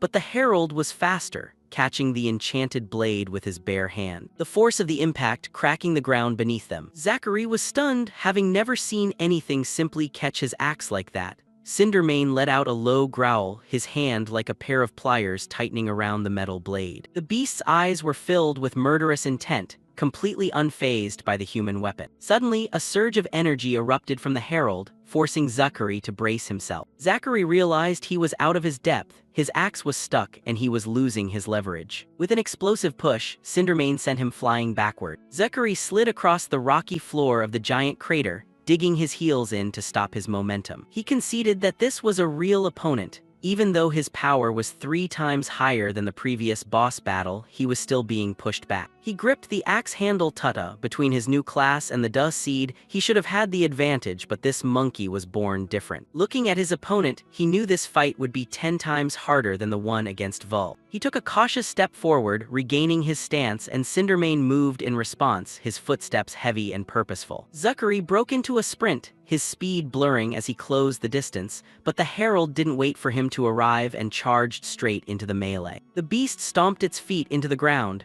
channeling cosmic energy into the earth itself. Massive, sharp stone spikes erupted from the crater floor, aimed straight at Zachary's chest. The stone cracked and groaned under the herald's magical pressure. Zachary reacted instantly, his axe becoming a blur as he sliced through the obstacle. He leaped over the remaining debris, his eyes locked onto his target. He lunged down from above again, but Cindermane moved to intercept him. It aimed its razor-sharp hand straight at the protagonist's face, but Zachary used the axe handle to deflect it away, and followed up by planting a punch right into its face. However, the monkey immediately countered with a claw strike, leaving Zachary bleeding. The fight became increasingly chaotic, droplets of red blood splattering onto the dark wooden trunks. They traded dozens of blows in an instant, blocking, dodging, and striking in a frantic dance of death, the white flowers of the energy tree now stained with blood. As the fight escalated, Zachary engaged in a high-speed sprint. A blur moving along the crater wall, he and Cindermane collided again, moving so fast they left light trails in the air. Zachary realized one thing: the beast wasn't just fighting. It was repositioning to stay between Zachary and the glowing tree. A dark smile spread across Zachary's face as he realized the monkey's fatal weakness. He didn't even need to aim for the herald, he just needed to target its precious tree. Zachary poured all his strength into a downward slash, banking on the beast's protective instincts. Just as he hoped, the herald threw itself into the path of the axe blade, using its own back to take the full force of the blow to save the tree. Zachary put everything into the strike, his eyes burning with cruelty. He mocked the beast's desperation, thrilled that his gamble had paid off perfectly. The axe bit deep into the herald's flesh, eliciting a savage, agonizing roar that echoed throughout the valley. Cindermane's fingers continued to claw at the metal, his hand trembling in absolute agony. Zachary couldn't help but respect the herald's resolve. The beast knew the price and was willing to die for it, but respect didn't mean mercy. Zachary pushed harder, the clashing energies creating a blinding flash. The sound of searing flesh and grinding bone echoed as the herald tried to hold its ground. With one final, ear-piercing roar, Cindermane shrieked out, calling to the surrounding mountains. The sound carried for miles, a haunting signal echoing through the rugged peaks. Zachary's heart sank. He knew that roar, it was a call for reinforcements, just like the low-level rock monkeys used to make. Before he could land the finishing blow, a rock flew out of nowhere and slammed into Zachary's head, sending him staggering. Zachary tumbled across the rocky ground, his momentum stopping near the edge of the crater. He stumbled to his feet, blood streaming from a new gash on his forehead. This was his best chance and he was losing it, knowing that if he retreated now, he might never get another chance to face a herald one-on-one. But when he looked up, the horizon was flooded with a sea of rock-skinned monsters charging toward him. He cursed under his breath, knowing that charging back into that chaos wasn't bravery, it was suicide. The ground began to shake under the weight of hundreds of rock monkeys, their golden eyes glowing like 1,000 tiny stars. Realizing the battle was temporarily lost, Zachary turned and fled toward a nearby cliff to find cover. He knew he wasn't in any condition to fight a war of attrition across the entire mountain range. Every step was a struggle, his body screaming in protest from the injuries he had sustained. The thundering footsteps of the horde were right behind him,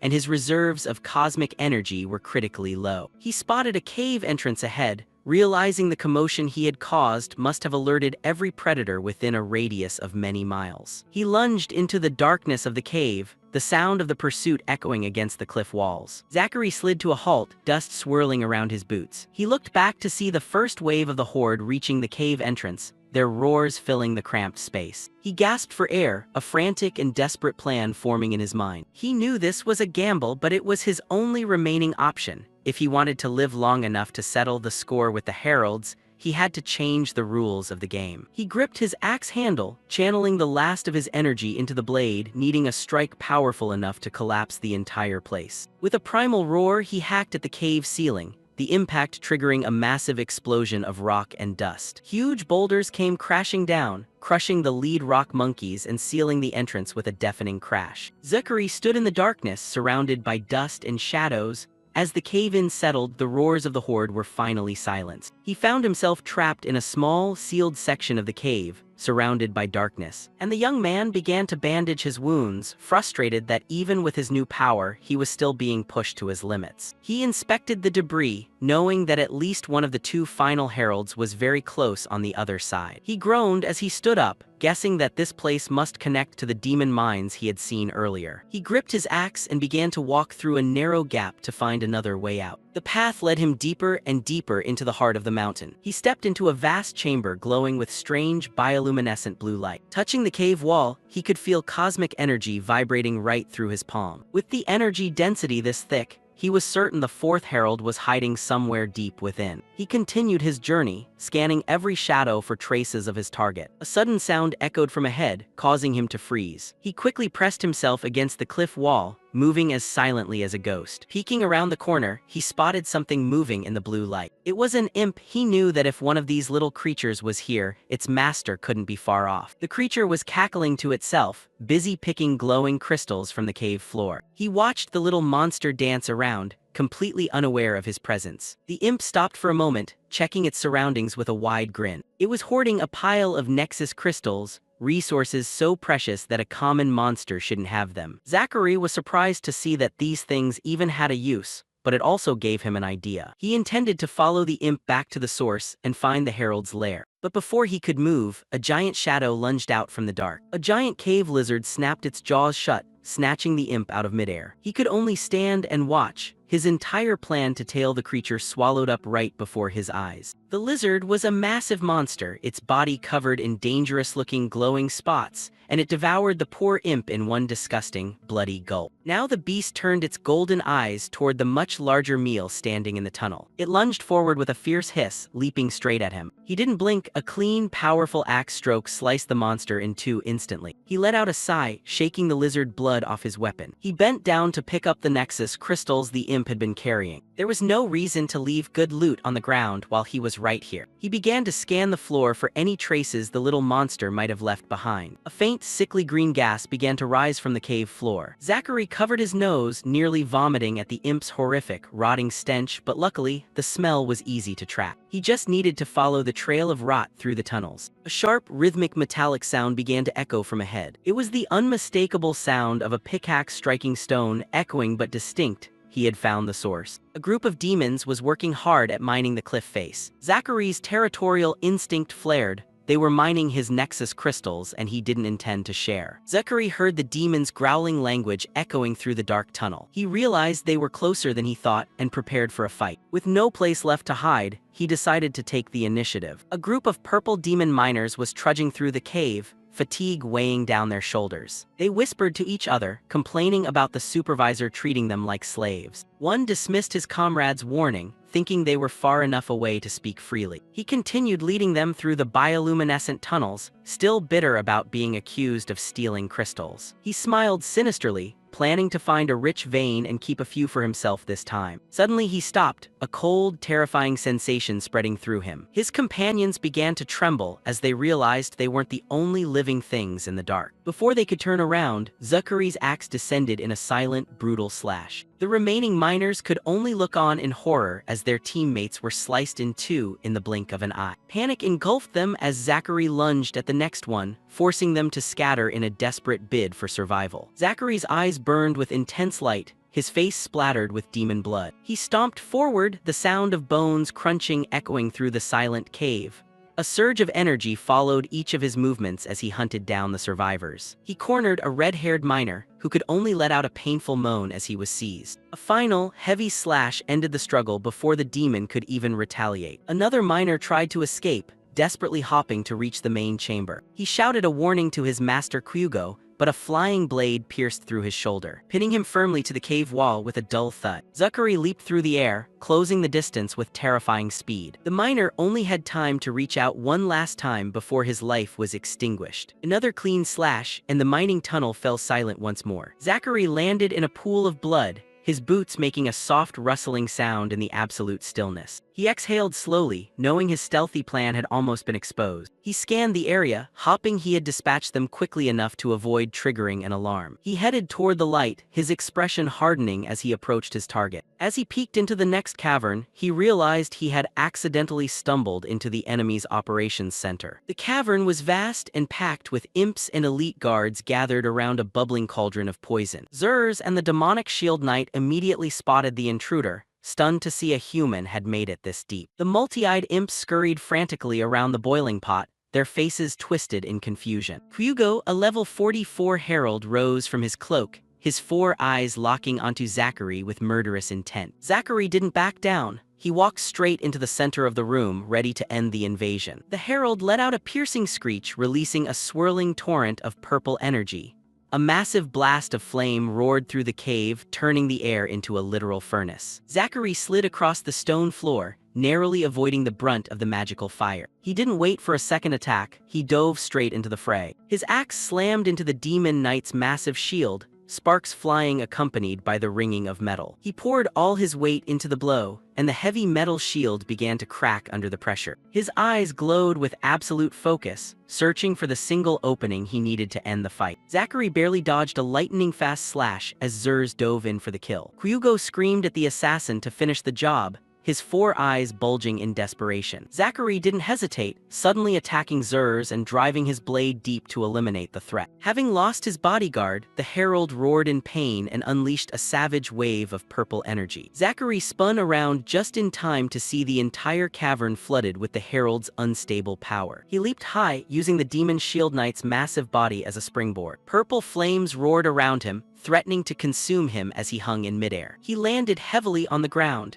his mind reeling as he realized this wasn't ordinary fire. He watched Kyugo carefully, realizing the herald depended on distance, much like the lower-level imps. If he wanted to win, he had to close the distance and force the demon into close quarters. He lunged through the flames, the heat crackling against his skin as he pushed forward. With a roar, Zachary leaped toward the herald, his axe ready to deliver the final blow. The energy collided in a blinding flash, creating a massive shockwave that shook the cavern walls. Zachary tore through the swirling, thick smoke, searching for any gap in the herald's defenses. He realized the herald was desperate enough to burn everything, including himself. His eyes fell on the bubbling green cauldron, the toxic fumes making his head spin. Kyugo wasn't done. He swung his staff, unleashing another concentrated blast. The explosion rocked the ground near Zachary, sending debris flying in all directions. Zachary turned quickly, his movements a blur as he dodged the radiating blasts. Another explosion echoed through the chamber as the herald's power continued to surge. Zachary gritted his teeth, realizing he had been backed into a corner with no easy escape. He faced Kyugo head-on, the herald standing before the cauldron like a twisted priest. The demon grinned menacingly, his multi-eyed face twisted into a terrifying, confident smirk. He unleashed one final, massive blast of purple fire, intending to incinerate Zachary on the spot. Kyugo's smile froze when he saw a golden light rising from the center of the inferno. Zachary charged straight through the flames. The energy from his armor created a protective shield. He remembered the previous owner of that chest plate and the brutal battle he had fought to claim it. The armor possessed a special ability to block and reflect powerful attacks. He realized that defensive mechanism also worked effectively against magical fire. He emerged from the thick smoke like a blazing shooting star, axe held high above his head. He swung down with crushing force, the impact shattering the ground and kicking up a massive cloud of dust. Zachary stood tall, his hair completely singed off by the heat, but his will remained unshaken. He coughed violently, blood spilling from his mouth as his body took the strain of the explosion. The thick, acrid smoke continued to fill the air, stinging his eyes and lungs. He realized the fumes from the cauldron were beginning to affect his focus and coordination. He saw the herald preparing to flee, trying to fly into the darker areas of the cave. Zachary tightened his grip on his axe, refusing to let his target escape. Having come this far with one last primal roar, he lunged forward in a desperate final charge. He poured every remaining ounce of energy into one terrifying slash. He glared at the fleeing demon, his eyes glowing with a steady golden light. The axe blade swept through the air with a sharp crack, suddenly breaking the sound barrier. The blade bit deep, slicing through the herald with clean, lethal efficiency. The herald's body hit the floor with a wet thud, and a system notification confirmed Zachary had leveled up again. Zachary knelt on one knee, coughing violently as the green toxic smoke from the cauldron burned his lungs, and a quest update flashed in his vision. Surrounded by the shrill, mocking laughter of the low-level imps, he realized he needed to get out of this chamber before the smoke finished what the herald hadn't. He tried to cover his face, but the acrid air was unavoidable, blurring his vision and rapidly draining his strength. Struggling against the numbness spreading through his limbs, Zachary focused what little energy he had left on the source of the poison. He realized that if he didn't neutralize the cauldron, the entire cave system would become a massive, inescapable death trap. Nearby, the defeated herald's body sizzled on the floor as the energy around the chamber began to swirl out of control. Zachary forced himself to stand and took a staggering step toward the exit, his silhouette flickering against the fading light of the portal. He stumbled through the fog, his vision spinning as the inhaled toxins took full effect on his body. His breath caught, his knees buckled, and his final reserve of strength abandoned him after the brutal, intense battle. With a heavy crash, Zachary collapsed into the darkness of the tunnel, green smoke swirling around his unconscious form. He didn't know how much time had passed before Zachary finally, slowly, regained consciousness. He tried to pull himself up, but immediately another wave of nausea hit, causing his body to collapse onto the ground once more. Zachary thought shakily, what kind of stuff did that emissary brew? Why, I didn't even drink it and it already made me vomit my guts out. But that's fine, it's mine now. These things won't help me right now. First, I need to get out of here. Who knows how long I've been missing? Someone might come here to check the situation. With that thought, Zachary began to slowly crawl away from the area. Not long after, he encountered a lizard monster and buried his axe in its head. After taking down the monster, he moved toward the gourd hanging at a demon's waist. The corpse was still where he'd left it. Good, that must mean no other demons had passed this way. Without much thought, he hastily grabbed the gourd and started drinking the water inside nonstop. After finishing, he sat back comfortably against the cave wall to rest. Thanks for this drink. He said his thanks and looked toward the armor he was wearing. Good thing I have this armor. Its ability to deflect attacks saved my life. But the array powering this skill is exhausted and recharging very slowly. It looks like I can only use it once a day. Thinking that, he pulled a crystal from inside his spatial pouch. I didn't think about it, but this crystal needs more cosmic energy to recharge the armor, just in case I run into more enemies. Instantly, the energy from within the crystal began pouring into Zachary, making him feel noticeably better. Much better, I finally feel like I can move without wanting to puke anymore. Then he opened the system screen to check. I have a few points to distribute. What the hell, why can't I add points to strength? Have I reached the limit or something? But if that were the case, it would be too absurd.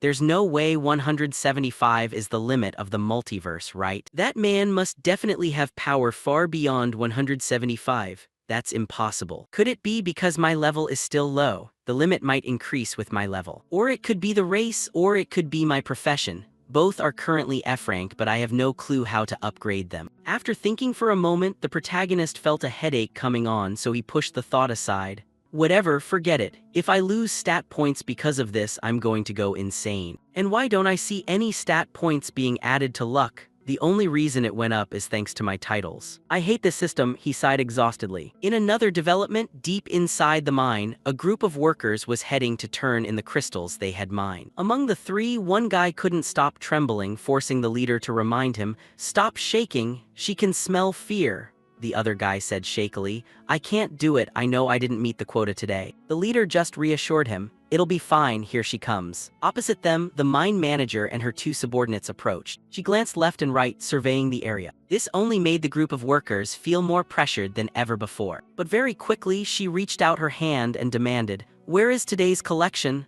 The leader hurriedly handed her the bag he was holding. The manager observed the contents in silence for a moment, then dumped the entire pile of crystals into another bag. After she was done, she jotted down the amount and called the next person up. The brown-haired guy stepped up trembling, "Manager I." On this side, the manager seemed to have guessed what he was about to say, so she cut him off. "Hand over today's collection. I don't need to hear your excuses. The Azrazak clan has been blessed with this mine. I won't allow you people to waste it. Every delay gives other infiltrators time to consolidate their forces, time to take us over and take over this mine. Is that what you want? Are you a traitor to the clan?" She used the pen in her hand to lift the worker's chin and continued, "Do you know what I do to traitors?" Thinking of that, the worker panicked and hurriedly knelt on the ground. "Please don't. I swear I'll never turn in short again. Please just give me one more chance, please." Unfortunately for him, these pleas weren't accepted by the manager. Let him be an example for anyone who intends to betray us. Behind her, a soldier raised his sword high, intending to deal with the worker. But then he seemed to sense something and turned his gaze to the side. Sure enough, high above, Zachary had been standing there silently. No one knew for how long. The manager screamed, "We are under attack." From high above, countless lizard monsters began to appear. The blonde guy took the opportunity to drag his companion and run, while the two soldiers, seeing this, also rushed to take down the monsters. Standing from above, Zachary silently observed everything. That's convenient. That woman seems to be the one in charge here. Taking her down will definitely slow the demon's mining progress. But more importantly, that bag is definitely full of Nexus crystals. Those salamanders seem to need a helping hand from me. Back to the battle, just as a soldier was about to finish off a salamander. A rock flew in from afar, slamming straight into his head. The thrower was, of course, Zachary. Nice time to get rich. Having said that, he dove straight down. He plunged like a meteor into the battlefield, confronting the female manager directly. The female manager spun around in shock, growling as she asked who dared to interrupt her work. She spotted Zachary and immediately ordered her guards to prioritize killing him over the beasts. A soldier heard this and lunged to attack the protagonist from behind, but he had noticed the soldier early. A clean, powerful slash pierced the soldier's defenses with terrifying and effortless precision. The guard fell backward in pain, dropping his weapon as chaos erupted. Disgusted by her team's failure, the female manager decided to take matters into her own hands. She unleashed a volley of dark, thorny tentacles whipping through the air toward him. Zachary stood his ground, preparing to weather the storm. As the magical vines lashed out rapidly, he swung his axe in a defensive arc, creating a whirlwind that pushed the attack back. Chopping through the magical projectiles, he prepared to take the fight directly to the forewoman. The forewoman unleashed a powerful burst of magical energy, her eyes glowing with dangerous focus. Zachary watched in amazement as she deployed a shimmering shield that reflected his own defensive skill. Realizing his signature move was being turned against him, he scrambled to dodge the backlash.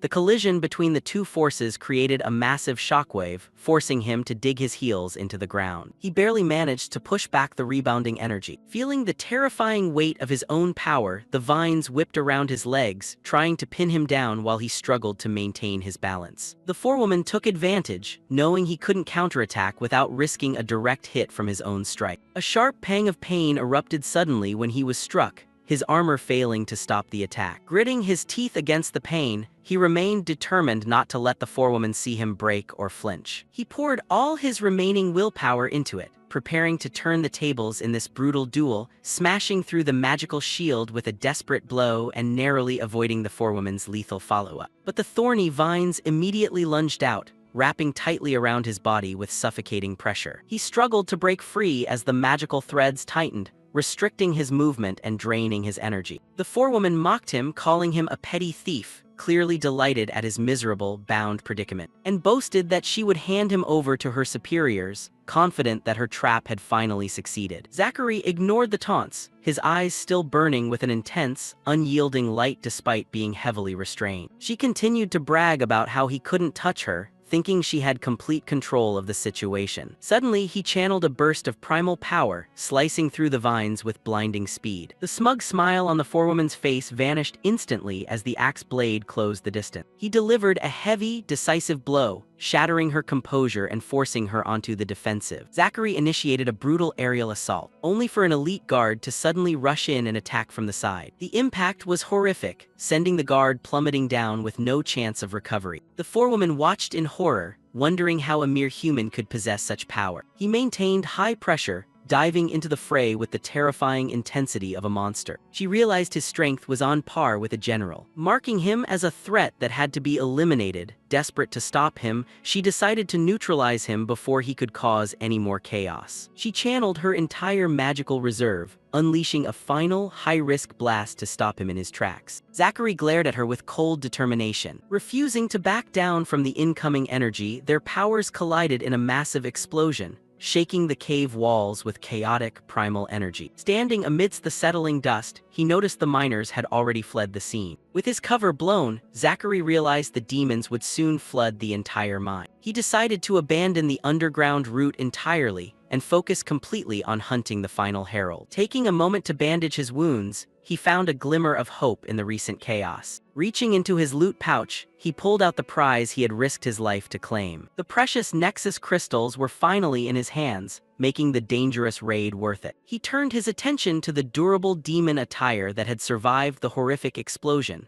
Noticing the fabric possessed rare reflective magic similar to his high-end armor, he paused to consider the absurdity of wearing it. Weighing pride against survival, he decided that practicality always beat appearances, and pulled the red dress onto his body. Fully equipped with his bizarre new outfit, he prepared to finish the job. Zachary decided to backtrack through the collapsed cave section, hoping the local threats had dispersed. Checking his interface, he noticed a new notification pop up. The system revealed a new class quest, requiring him to walk 1,000 kilometers. He brushed off the distance as a minor challenge, confident he could complete it quickly. Suddenly his vision shifted, as a mysterious, high-level dynamic quest activated without warning. The system projected a grand objective, urging him to triumph and seize power, while a fantastically glowing ancient tree appeared in his mind, radiating an immense aura of archaic energy. He witnessed a ripe fruit fall from a branch, the sensory illusion feeling almost too real. Returning to reality, he gasped for air, his determination hardening into a singular goal.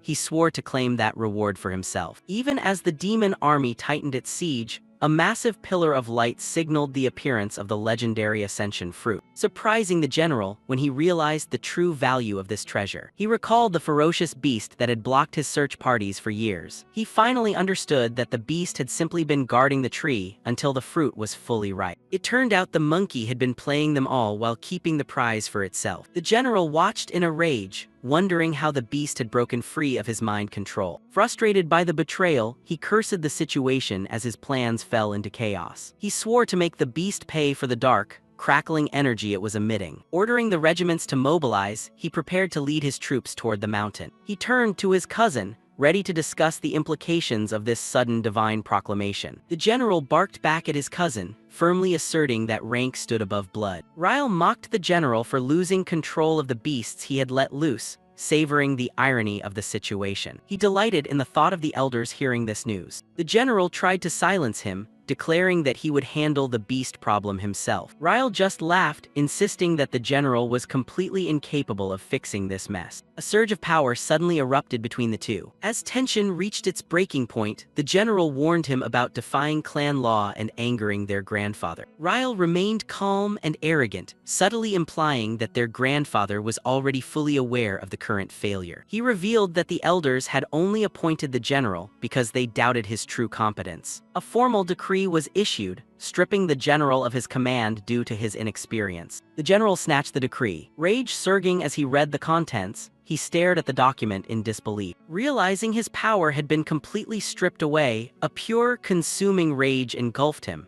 his eyes glowing with dangerous and unstable magical intensity. Ryle remained calm and haughty, suggesting his cousin should retreat to safety while he handled the situation. He left the general with a stinging parting remark, clearly enjoying his new position of power. Walking away with a smug smile, Ryle prepared to claim the legendary reward for himself. Meanwhile, Zachary watched the entire drama from afar, his eyes locked on the distant target, knowing a direct attack was suicide, and he began to plot a more cautious path. The system updated his quest log, highlighting the limited time remaining for the fruit to ripen. With the location revealed, he prepared to bypass the demons and seize the ultimate reward. Zachary realized the system was pushing for a large-scale confrontation between the warring factions. He knew the demons and the guardian beast wouldn't share the reward without a bloody battle. Watching the chaos unfold, he wondered if challenging them for the fruit was madness. Despite the obvious danger of a suicide mission, he felt he had no other choice. The legendary tree shone with immense power, signaling a quest he couldn't ignore. He was determined not to let the rare treasure fall into enemy hands. With his mind locked onto the prize, he prepared to strike at the perfect moment. Knowing the fruit needed another 12 hours to ripen, he decided to stay calm. Charging in now would only make him a target for the demon army surrounding it. While the demons marched toward the mountain, he planned to overcome them all on his own. Zachary knew he had to hide until the final second to claim the fruit. He watched the demons from the shadows, hoping to take out the general while he was distracted. This was a high-stakes gamble. Failure was not an option if he wanted to survive. He moved through the dark terrain, fully aware that his entire mission hinged on this moment. Despite the overwhelming odds, he maintained a confident smile, ready to face whatever came his way. The ground shook as he crossed the treacherous mountain path. Nearing the legendary prize, he gasped for air, feeling the immense energy radiating from the tree as it neared maturity. Chaos erupted nearby as demon forces clashed with the guardian beast in a bloody struggle. He witnessed the giant creatures tearing up the landscape, their roars echoing throughout the valley. The tree glowed with otherworldly light, signaling that the time for his final strike was near. The battlefield exploded as demons and rock monkeys collided in a fierce, high-stakes struggle. Zachary observed the carnage, noticing that while the demons had the temporary upper hand, the outcome remained uncertain. He realized the demons were burning through their energy reserves while the monkeys continued to fight tirelessly. These stone guardians were relentless on their home turf, turning the entire mountain into a chaotic death trap. Watching the chaos, Zachary knew this was the perfect distraction for him to make his move. A sudden shift in the air caught his attention,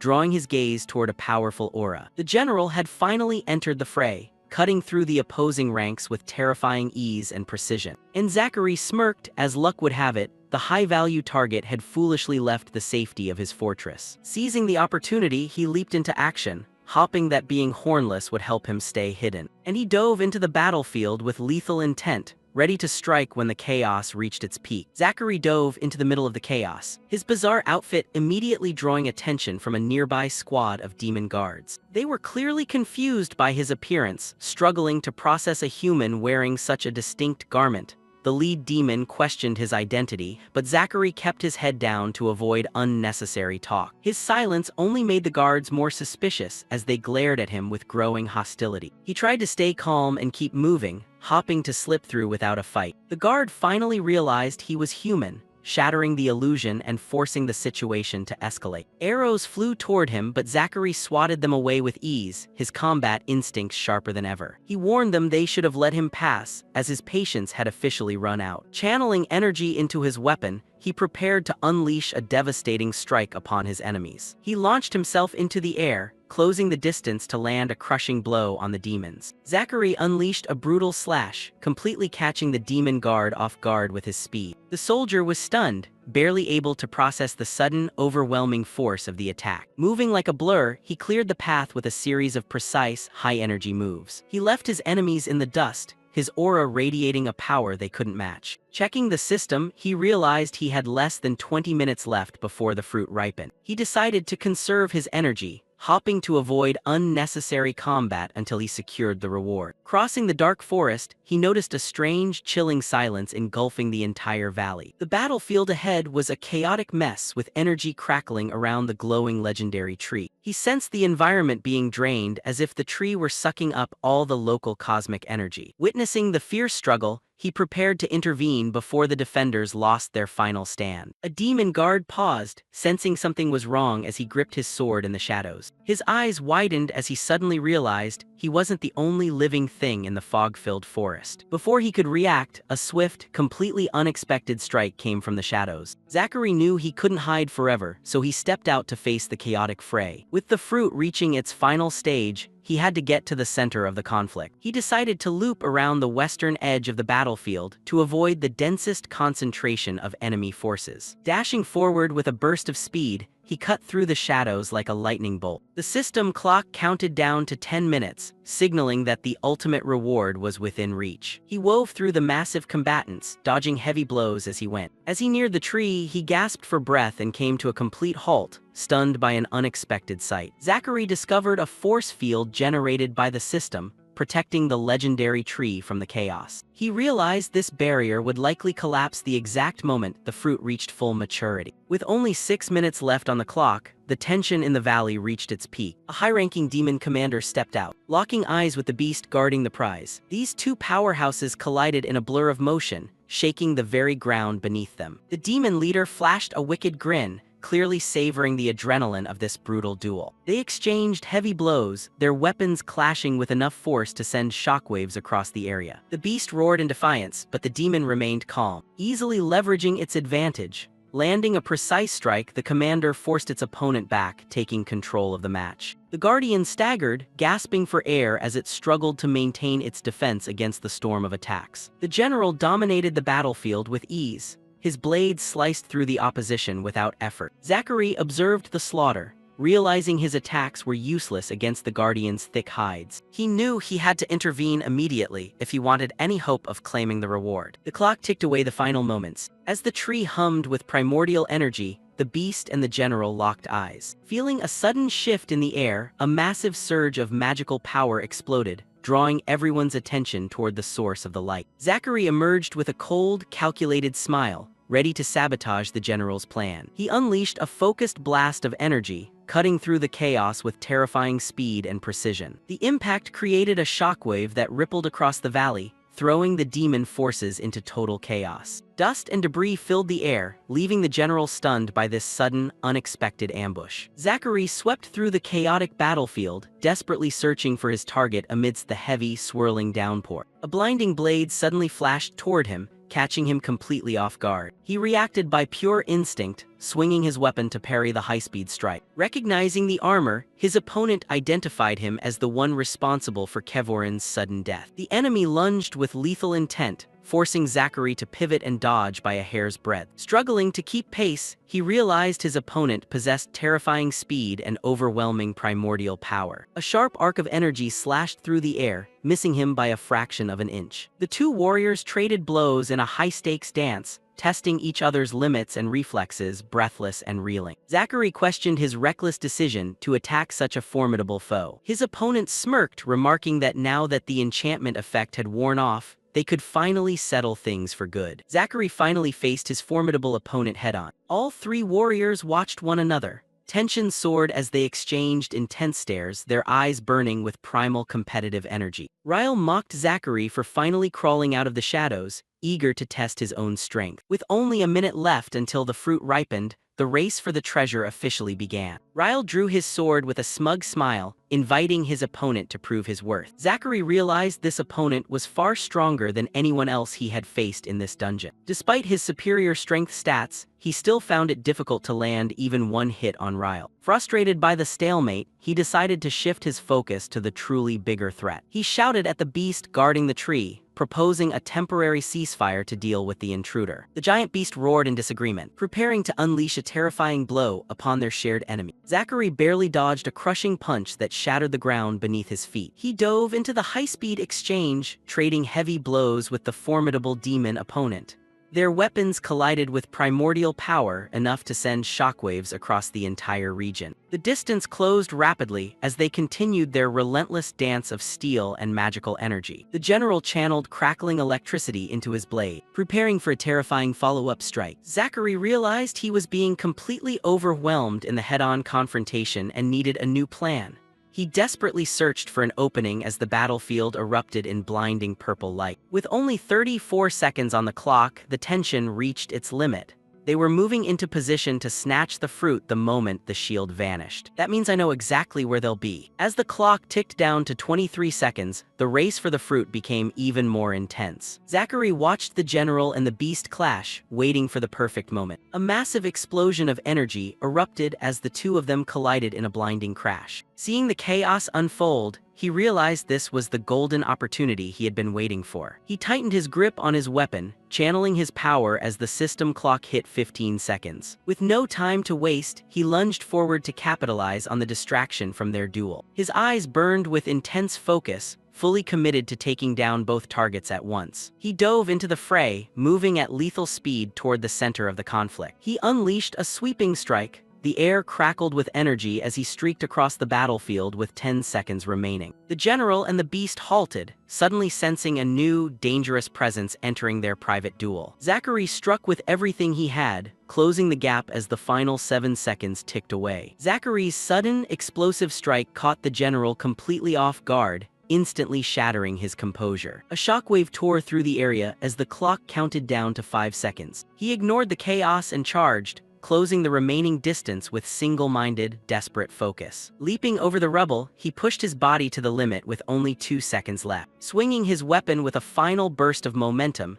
he aimed to smash the defensive barrier. The system-generated force field finally shattered into shimmering shards of light, revealing the prize to the air. The fruit of ascension ripened at that exact moment, pulsing with a brilliant, otherworldly light. He sliced through the remaining energy tether, detaching the treasure from the ancient branch. Reaching out with a steady hand, he snatched the glowing fruit right out of midair. Quest complete. He claimed the ultimate reward, while the battlefield remained submerged in stunned, absolute silence. Zachary knew the real challenge had only just begun now that the reward was in his hands. And with the entire valley turning its hostile gaze toward him, he had to get out. As soon as his feet hit the ground, Zachary swung his axe with all his might, cleaving the monsters in front of him in two. "Get the hell out of my way," he cursed under his breath. He then began swinging the axe relentlessly, shattering every enemy that dared to get close. However, they seemed completely indifferent to death, charging at him without pause, which made Zachary feel a bit overwhelmed. I knew snatching that fruit wouldn't be this easy. Fine, if they wanted to throw their lives away just to block his path, then he would oblige. With that thought, he focused his strength into the blade of the axe and unleashed a death whirlwind, hacking the surrounding soldiers into countless pieces. Their mangled corpses rained down like a gruesome storm. But in that exact moment, his danger sense flared up. Before he could react, the general, Rydell, lunged at him, but thankfully Zachary sensed it just in time to raise his weapon and block the strike. Even so, the sheer force of the blow blew him backward, slamming him hard into a cliff face before he came to a stop. Yet in that very moment, his danger sense flared up again. Rydell lunged at him once more, but this time Zachary managed to spot him just in time to raise his weapon and block the strike. Despite the block, the weight of the attack still blew his body away, finally slamming him into the cliffside. A blood-curdling scream echoed from him. As Zachary fell to the ground, he muttered, "Damn it. Looks like the grab the fruit and run plan is off the table. They're actually putting aside their grievances just to stop me. What an honor." With no chance to sneak away anymore, Zachary gritted his teeth, and all three of them collided at once. A deafening roar shattered the air. A massive explosion occurred as all three sides clashed. The sheer pressure of the shockwave blew the surrounding foot soldiers away. One demon soldier, seeing this, ran over in alarm to check the situation, but was held back by his comrade. "Stop, you'll just get in General Rydell's way. Besides, what could we possibly do in a battle between monsters like them?" Meanwhile, Zachary fought while his mind raced. "It feels like he's even stronger than me. I can't shake him off. Every time I try to run, he cuts me off. I have to use every ounce of my strength just to keep up with him. God damn it, these bastard demons and their thunderbolts. Even if I block his attacks, it doesn't solve anything. I still get electrocuted all the same. And worse, this demon has a Dao seed too. Every one of his strikes carries this incredibly sharp, cutting sensation." Just as he blocked an attack, Zachary's body seized up and he dropped to his knees. "Did that bolt of lightning make my muscles spasm?" He gritted his teeth and thought. But Rydell seized the opening to lunge forward and run his sword through Zachary's body. The severe wound made Zachary vomit blood as he collapsed before the demon. Rydell laughed triumphantly. "Pathetic, you have the guts to reach my level, but that's all the skill you've got. Now I'll take that fruit back." As he spoke, he leaned down to snatch the storage pouch from Zachary. But just then, Cindermane lunged out and punched the general aside. Its eyes were filled with ferocity, as if it wouldn't allow anyone to touch what was its own. This drove Rydell into a rage. "You lice-ridden monkey, how did that incompetent Ogres manage to cause me this much trouble so easily? Letting those damned beasts challenge us? I knew using these animals was a mistake from the start. That prodigal son should have been whipped and dragged through the streets half dead if not for his grandfather backing him. Once I achieve my goal, I will." His words were cut short, as Cindermane's body was suddenly sliced in two, much to his shock. The one who struck was, of course, Zachary. Clutching his stomach wound, he said, "I wasn't planning on dealing with the messenger first, but whatever." The system notified him that he had leveled up and that 4 out of 5 invaders, messengers, and generals had been eliminated. Now it was just him and Rydell. Across from him, Cindermane's death didn't faze Rydell in the slightest. "Just you left, huh? As if those measly messengers could even touch my true power." He spoke while using his magic to control another sword, hovering it around himself before lunging at the protagonist. Their weapons clashed repeatedly, creating heavy shockwaves. In that moment, the protagonist seemed to have an epiphany. The Tao of heaviness and the chop skill, the two abilities Zachary had been alternating between, merged like two rivers flowing into one. In that instant, Zachary felt a surge of new power. He let out a roar, pouring his entire body's strength into the attack. His overwhelming power took Rydell by surprise. "Impossible, this world hasn't even been initialized for 3 months yet. You shouldn't be anything compared to me." As he finished speaking, an energy pillar exploded between them. When the dust cleared, Rydell was covered in wounds and couldn't even speak. He used his remaining strength to create countless energy swords in the air, then controlled them to strike straight at the protagonist. Zachary responded with a heavy slash, creating a massive energy wave that shot upward and collided with the swarm of energy swords. Another terrifying explosion rocked the battlefield. After the aftershocks faded, Zachary lay on the ground, several energy swords pinned through him. General Rydell limped toward him. Both of them were drenched in blood. Without another word, Rydell controlled another energy sword toward Zachary, while Zachary could only scream at himself, "Move, you bastard, just move." At the very moment Zachary was forcing himself, a sudden pang of pain shot through Rydell's body. It turned out a sword had pierced him from behind. A familiar voice rang out, "Hello, cousin." Rydell let out a roar of pure fury, "Agre,